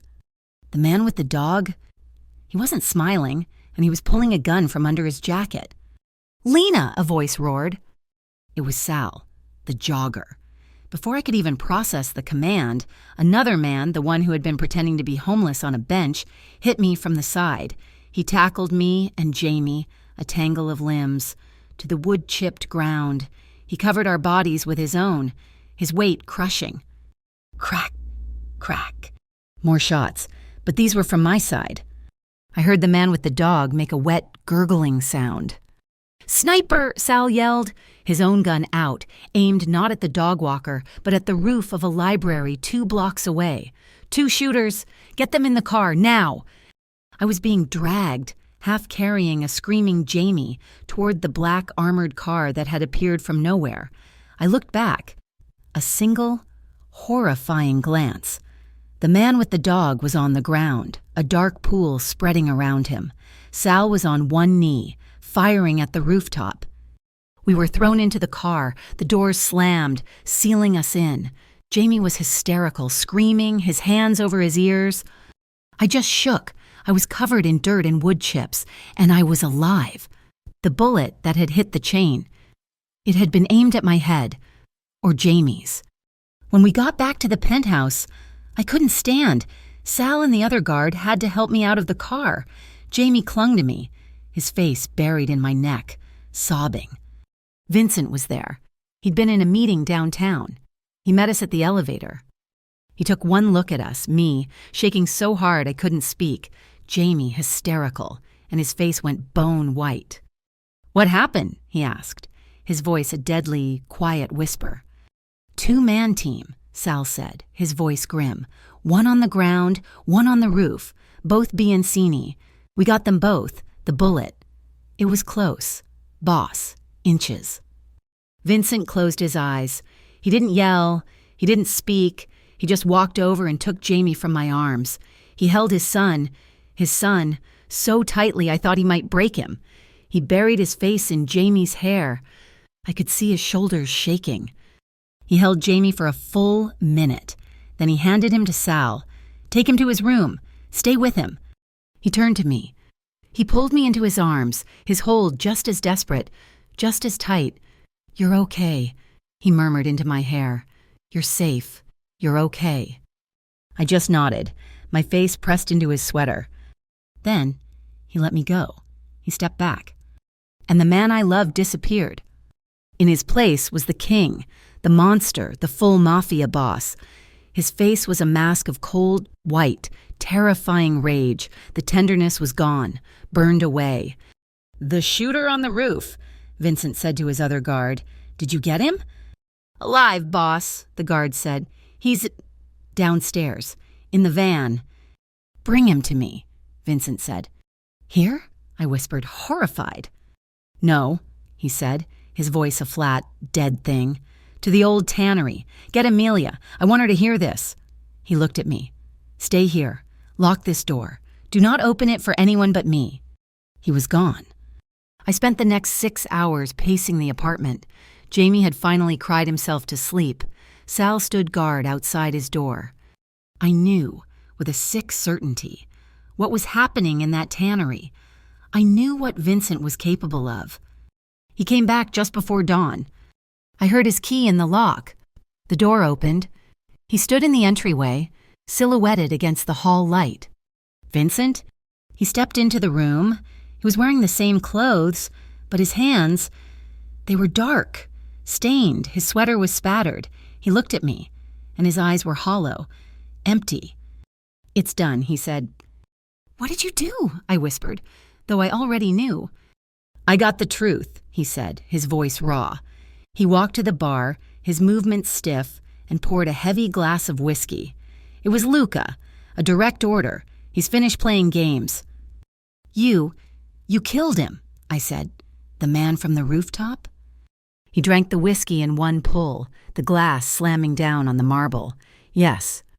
He said it so simply, yes. "He tried to kill my son. Lena, he tried to kill you, and he laughed about it." He turned to face me, and the emptiness in his eyes was replaced by that terrifying, cold fire. So I did what I had to do, and then I made some calls. Calls? "The bakery on 7th, the one Luca uses to launder his money. It's gone. The union rep who's been protecting his shipping containers, he's retiring, effective immediately.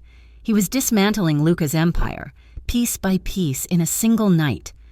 I stared at him, at the blood on his hands, and for the first time, I saw my ex-husband. I saw the same possessive rage, the same justification for violence. I protect what is mine. I stumbled back, my hand over my mouth. You're a monster." The word hit him like a physical blow. The rage vanished, leaving him looking lost. "Lena, I did this for you." "This isn't for me," I cried, my voice shaking. This world, this is not a life. This is just waiting. I can't raise my son here. I can't raise him in a place where his where you come home with blood on your hands and call it protection. I ran to the bedroom, our bedroom, and slammed the door. I locked it. I collapsed onto the floor, my crisis of faith complete. I had fallen in love with him. I had trusted him. And he was everything I had run from. I had traded one monster for another. He knocked, hours later, a soft, hesitant tap. "Lena, please, open the door." I didn't answer. I was just sitting on the floor, my arms wrapped around my knees. "Please," he said, his voice rough. I'm sorry I scared you. I'm sorry." I finally stood, my legs stiff, and unlocked the door. He was standing there. He'd showered. The blood was gone. He just looked exhausted, broken. "You're right," he said, his voice low. "This isn't a life. It's a war. And as long as Luca Biancini is alive, it will never, ever stop. He won't stop. He's obsessed." "So what do we do? Vincent?" I whispered, my anger gone, replaced by a cold, bleak despair. "We just wait for the next bullet, the next bomb? We just wait for him to finally get lucky?" "No," he said. He took my hands. His were clean, but I could still feel the phantom stain. "We end it." He looked at me, his eyes filled with a terrible, absolute resolve. "Stay with me," he said. "Trust me. Just this one last time. I promise you. Lena, I will end this. Permanently. I will give you a safe life. I will give Jamie a safe life. But I have to do it, and I have to do it my way." As if on cue, his phone rang. The sound made me jump. He looked at the screen. His entire body went rigid. "It's him!" My blood went cold. He answered, his voice flat. "Luca." He listened. I watched his knuckles turn white. "You think I'm insane?" he said, his voice a low growl. "You think I'd meet you anywhere after today?" He listened again. A slow, cruel smile twisted his lips, but it never reached his eyes. "She's right here," he said. "Why don't you ask her yourself?" He held the phone out to me. My hand was shaking so hard I could barely take it. I pressed it to my ear. "Hello? Mrs. Carter?" The voice was smooth, cultured, like a news anchor. It chilled me to the bone. A terrible shame about the park today. My man had, shall we say, terrible aim. A warning shot. You understand? "What do you want?" I managed. "I want to end this. Tell your lover to meet me. The old cathedral on Augustine. Midnight, just him. If he brings his army, if I see one of his men, the next sniper won't miss. And he won't be aiming for you. He'll be aiming for the boy." The line went dead. I looked at Vincent. He was already shrugging into a fresh jacket. I could see the hard line of a shoulder holster.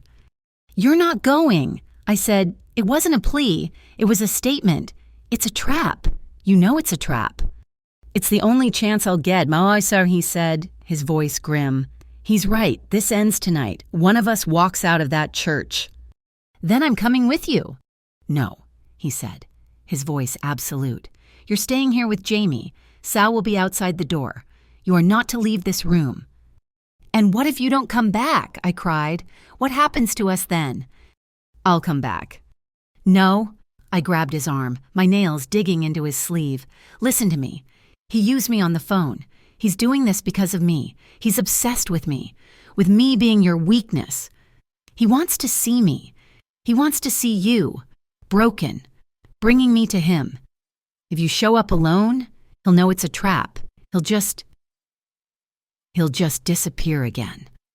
And the war will never end." He stared at me, his face a mask of conflict. He knew I was right. "I have to be there," I said, my voice cold, hard. The fear was gone, burned out of me by the sniper's bullet. "I'm the bait. I'm the only reason he'll believe you're actually coming alone." I looked him dead in the eye. "I'm not the woman you found at the gas station. Vincent, I'm not the woman who hid in the bathroom. He took my son. He shot at my son. I want to see this. I'm coming. This ends tonight." He stared at me for a long, terrible moment, and then he gave a single, sharp nod. The cathedral was a skeleton. It was abandoned. The roof opened to the sky in places, moonlight streaming down like a holy interrogation lamp. It smelled of dust and dead birds. My hand was in Vincent's. His was steady. Mine was not. We walked up the center aisle, our footsteps echoing in the vast, empty space. Poetic, isn't it, Vinny? Luca Bianchini's voice echoed from the shadows. He stepped out from behind the ruined altar. He was as handsome as Vincent, dressed in a suit that was just as expensive, but his smile was all wrong. It was rotten. "Luca," Vincent said, his voice flat. He pushed me slightly behind him. "You brought her," Luca clapped, a single sharp sound. "Bravo. Your little weakness. The gas station angel. She's prettier than Franco said she was." "This is between you and me," Vincent said. "Oh, it's always been between you and me," Luca said, his voice dripping with false sympathy. He walked down the altar steps, his hands in his pockets. "Ever since you stood there and let my men kill your brother, you were always the weak one." "It's over," Vincent said, his voice low. "Your fronts are burning. Your men are gone." "It's just beginning." Luca smiled. He snapped his fingers. From the confessionals, from the choir loft, from the dark shadows behind the pillars, men, 4 of them, all armed. "It is a trap," I whispered, my hand tightening on Vincent's. "Of course it was. You stupid—" Luca's smile widened. He pulled his own gun. "You really are your father's son. You brought your pet. I brought mine." "Lena, get behind the pillar, now!" Vincent roared, shoving me. "This is for my father," Luca said, raising his gun, aiming it straight at Vincent's chest. "And for all the fun I'm going to have with her after you're gone." He was going to shoot. This was it. I didn't think. I reacted. I was next to a crumbling votive stand. My hand grabbed the first thing it touched, a heavy, thick shard of broken stained glass. "Hey!" I screamed. I didn't throw it at Luca. I threw it at the gunman to his right, the one with the clearest shot at Vincent. I threw it with all my strength. It smashed into the stone wall right beside his head, shattering into 1,000 pieces with a crash that echoed like a gunshot in the cavernous room. The gunman flinched. He turned his head toward the sound. It was all Vincent needed. He wasn't the man from the tannery. He was a professional. He already had his own gun out. Bang. The gunman I'd distracted crumpled to the ground. Bang. The second gunman, in the choir loft, fell over the railing. Vincent grabbed me, pulling me behind the massive stone pillar. "Stay down!" Luca was firing, his shots wild. Chips of stone flying past my head. Bang, bang, bang. "You were always a coward, Vinny!" Luca screamed, fumbling to reload, his hands shaking. Vincent stepped out from behind the pillar. He didn't rush. He wasn't angry. He was calm. He raised his gun with both hands. Bang. Bang. Luca stumbled. He looked down at his chest. 2 dark, neat holes had appeared on his white shirt. He looked up at Vincent, his expression not of anger or pain, but of pure, blank surprise. He fell backward, his body crashing onto the steps of the altar. Silence. The other 2 gunmen were gone, vanished into the shadows.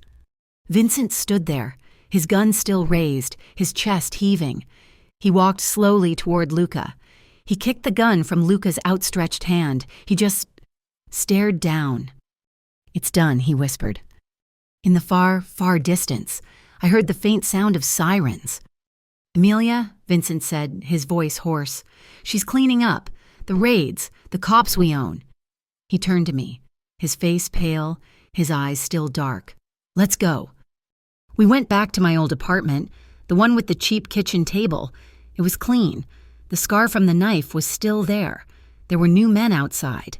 Men with faces I'd seen in the penthouse, men loyal to Vincent. Jamie was there. He was asleep in his own bed. Mrs. Petrov was knitting on the couch. The war was over. Vincent walked into my kitchen and sank into one of the chairs. He looked gray. "You're bleeding," I said. His left hand was wrapped in his black handkerchief, and it was soaked through. "A ricochet," he mumbled. "A piece of glass, I think, from what you threw." I went to the bathroom and got the first aid kit, the same cheap plastic box from the Quick Stop. I knelt in front of him. I gently unwrapped the cloth. It was a deep, ugly gash across his palm. My hands were trembling. I poured the antiseptic onto a cotton pad. "I've done terrible things, Lena," he whispered, his voice broken. He was watching me, just watching me. I didn't look up. I pressed the pad to the wound. He hissed, but didn't pull away. "So have I," said, my voice quiet. "I thought of my ex. I thought of the sealed record. I thought of the desperate, violent things I'd done to get myself and my son free." I finished cleaning the cut. I started to wrap the bandage, my hands still shaking. I looked up, my eyes meeting his. His were filled with a terrible, raw honesty. "But you came back," I said. I finished wrapping his hand. The loop was closed. The air in Rosevale was different. It was just air.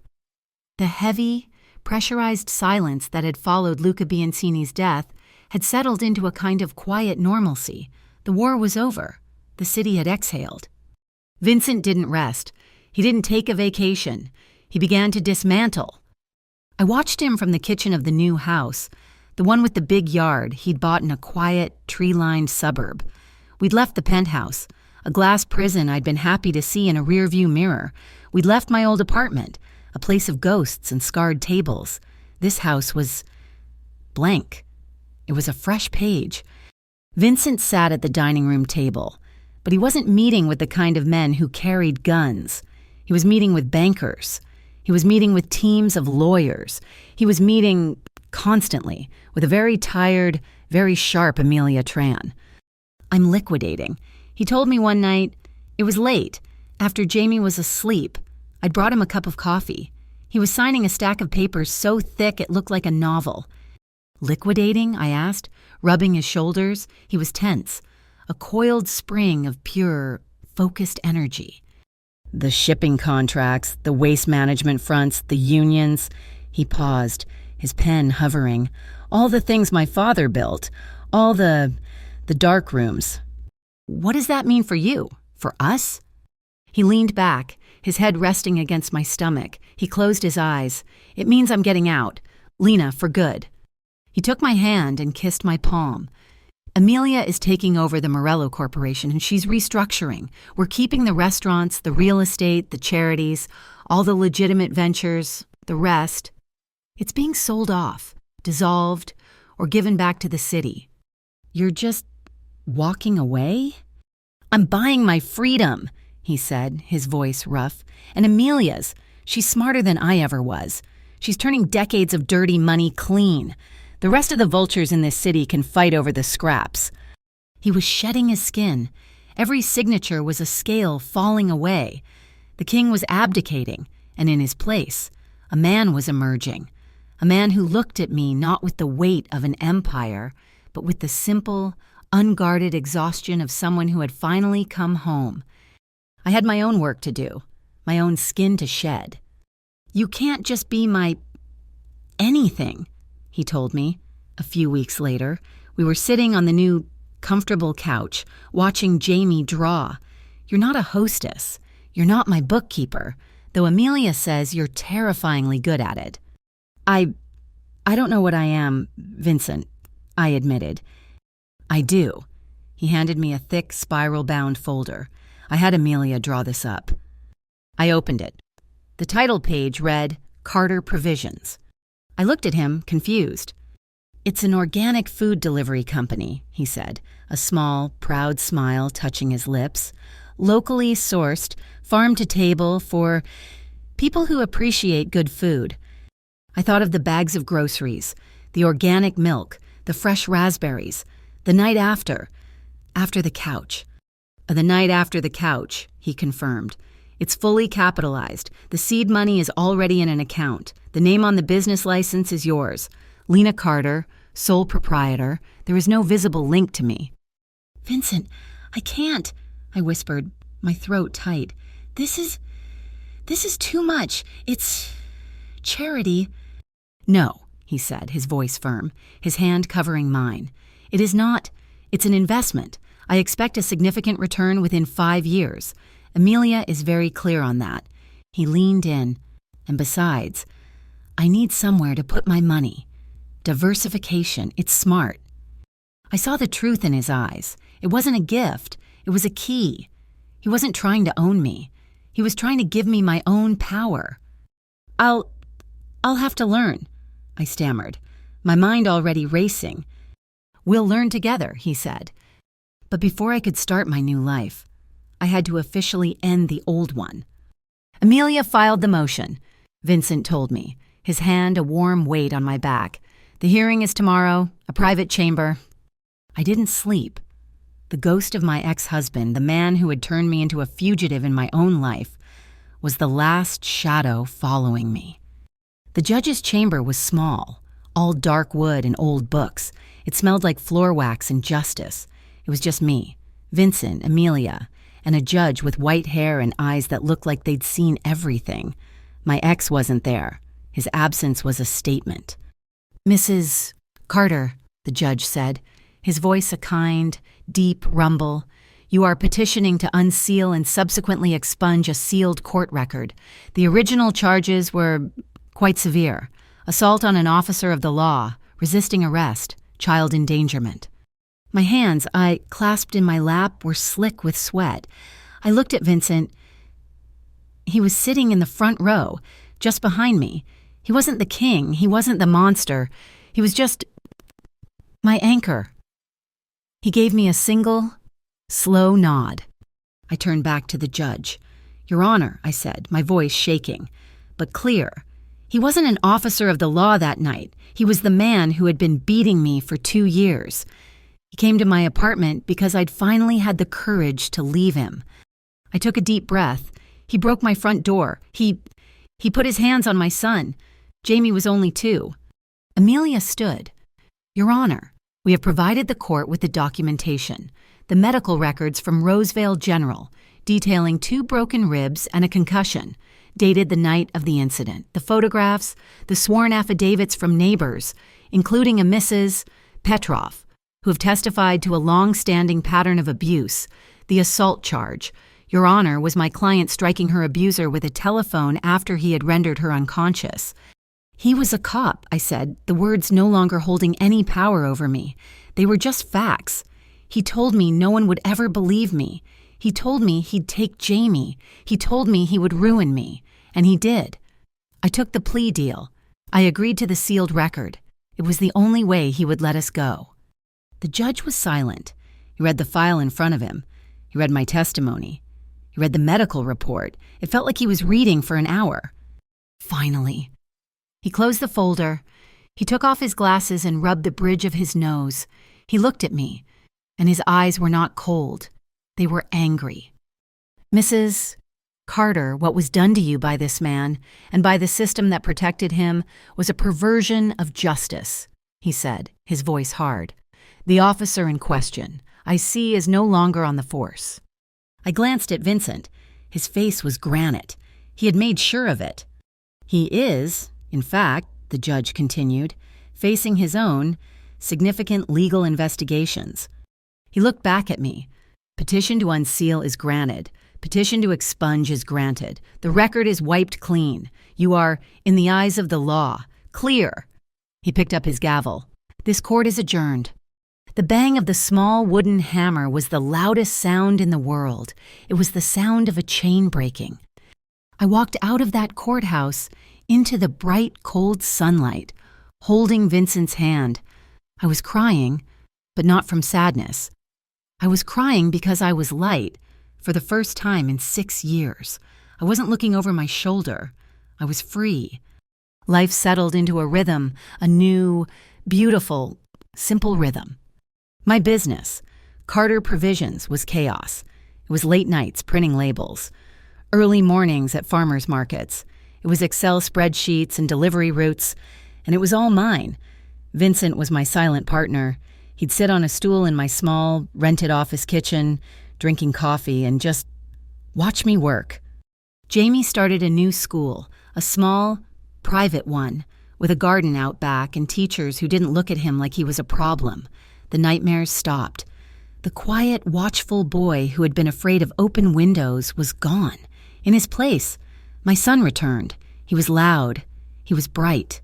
He was obsessed with Lego.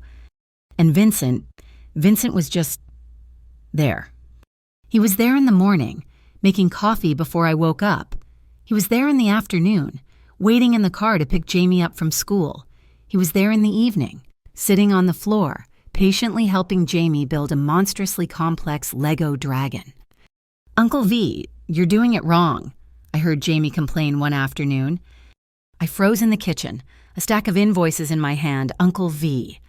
I peeked around the corner. Jamie was frowning, pointing at the instructions. "This piece goes here." "My mistake, boss," Vincent said, his voice serious. He meticulously moved the tiny gray piece. "You're a tough project manager." "I know," Jamie said, puffing out his chest. I leaned against the wall, my heart swelling so much it hurt.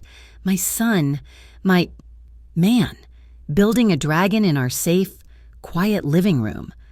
That weekend, Vincent came in while I was packing Jamie's lunch. "Pack a bag," he said. "What? For who?" "For all three of us. A long weekend. We're getting out of the city." The road trip was normal. We weren't in an armored car. There were no guards following us. We were in a big, comfortable SUV. Jamie was in the back, plugged into a tablet, happily ignoring us. Vincent was driving, one hand on the wheel, the other holding mine on the center console. We drove for 4 hours, leaving the gray skyline of Rosevale behind. Following the coast, the air got cleaner, sharper, tasting of salt and pine. The cabin was a lie. It was a stunning, modern house made of cedar and glass, perched on a rocky cliff overlooking the ocean. It was isolated. It was beautiful. It was safe. The next 3 days were a lifetime. They were the first truly peaceful, normal days I had ever known. We walked on the beach, our boots sinking into the cold, wet sand. Jamie, wearing a bright yellow raincoat, ran ahead, shrieking as he chased the waves, his laughter stolen by the wind. Vincent and I walked behind, our shoulders brushing, our hands linked. We didn't talk much. We didn't need to. We made pancakes. Jamie, standing on a chair, insisted on helping, which meant he dumped an entire bag of chocolate chips into the batter. The pancakes were lumpy, barely cooked, and tasted like pure, unadulterated joy. Vincent, with syrup on his chin, declared them the best he'd ever had. At night, Vincent read the bedtime stories, his voice, that low, gravelly rumble that had once ordered executions and brought a city to its knees, was soft, hushed. As he read about brave knights and sleepy dragons, Jamie would fall asleep in the big, soft bed, his small hand fisted in the front of Vincent's sweater. We were a family. It wasn't a question. It was a fact. On our last night, the fire was roaring in the massive stone fireplace. The wind howled outside, a wild, lonely sound. But inside, we were warm. Jamie was fast asleep in the loft bedroom, exhausted from a day of nonstop running. I was curled on the thick rug, my head in Vincent's lap. He was on the couch, one hand stroking my hair, the other holding a book he wasn't reading. The only sound was the crackle of the logs and the distant, muffled roar of the surf. "Vincent?" I asked, my voice quiet. His hand stilled in my hair. "I need to ask you something, and I need you to be, completely honest." I sat up, turning to face him. The firelight played over the sharp angles of his face, softening the scar on his temple, warming his dark eyes. "That first night," I said, my voice barely a whisper, "when I found you, you were bleeding and drunk, and you called me Angel, and all of this, all the things you've done for me, for Jamie." I took a breath. "Did you fall for me because I saved you? Because I was, I don't know, some kind of savior? The one good person you'd met?" He watched me for a long, silent moment. The fire crackled. He reached out, his hand, the one with the faint white scar across the palm from the night Luca died, and he tucked a strand of hair behind my ear. His touch was warm. "No," he said, his voice deep and certain. His hand slid from my hair to the back of my neck, his thumb stroking the skin. That night, Lena, I was grateful. I was confused. But I was still the boss. You were a loose end, a problem I had to manage. When did it change? I whispered. It changed, he said, his eyes holding mine. When I threw a stack of hundreds on your counter, and you pushed it back, it changed when I told you who I was, and you looked at me, not with greed or fear, but with annoyance. You told me to leave. He leaned in, his forehead coming to rest against mine. I didn't fall for you because you saved me, Lena. I fell for you because you weren't afraid of me. I fell for you because you stood in that tiny, run-down apartment with a killer's warning on your table, and you protected your son. I fell for you because you didn't run. His other hand came up, framing my face. I fell for you because you were strong, and you were good, and you looked at me, and you saw a man, not a monster. He took my hand. Come on, he said, standing and pulling me to my feet. Put your coat on. Where are we going? It's freezing out there. It's the middle of the night. Just for a walk, he said. I need the sky. He led me out of the warm cabin, down the wooden steps, and onto the beach. The night was vast and cold, the sky so clear it looked like a spill of diamond dust. The moon was a perfect silver-white circle, laying a bright, shimmering path across the dark, churning water. We walked to the edge of the surf. The wind whipped my hair across my face, and the air tasted of salt and eternity. The waves crashed at our feet, a loud, chaotic, beautiful sound. He turned to face me. He didn't get on one knee. He just took both of my cold hands in his warm ones. I'm not a good man, Lena, he said, his voice almost lost in the sound of the ocean. I never will be. The things I've done, the blood, it's never going to wash off. I know that. Vincent, you don't... No, please, he said, his grip tightening. Let me say this. I spent my whole life in the dark. I built an empire of fear because it was the only thing I knew how to build. And then I met you, and you were decent. You were good. You were raising this bright, amazing boy in a world that had given you nothing but pain. Tears were welling in my eyes, freezing instantly on my cheeks. I don't have a ring, he said, a small, rough laugh escaping his chest. I didn't plan this. I'm not a man who plans things like this. But I'm standing here, under this sky, with you. And I know I can't live without you. I don't want to. I don't want to wake up one more morning where you're not my everything. He looked at me, his dark eyes stripped bare, vulnerable, terrified. I'm not asking you to be my queen. Lena, that world is gone. I'm asking you to be my wife. I'm asking you to let me be your husband, to let me be a man for your son. He swallowed, his throat working. This isn't a proposal. It's a vow. I vow, right here, to spend every single day of the rest of my life trying to be a man who is clean enough for you. My heart was breaking and healing all at once. We're all stained. Vincent, I whispered, the words catching in my throat. It doesn't mean we can't choose what story to write now.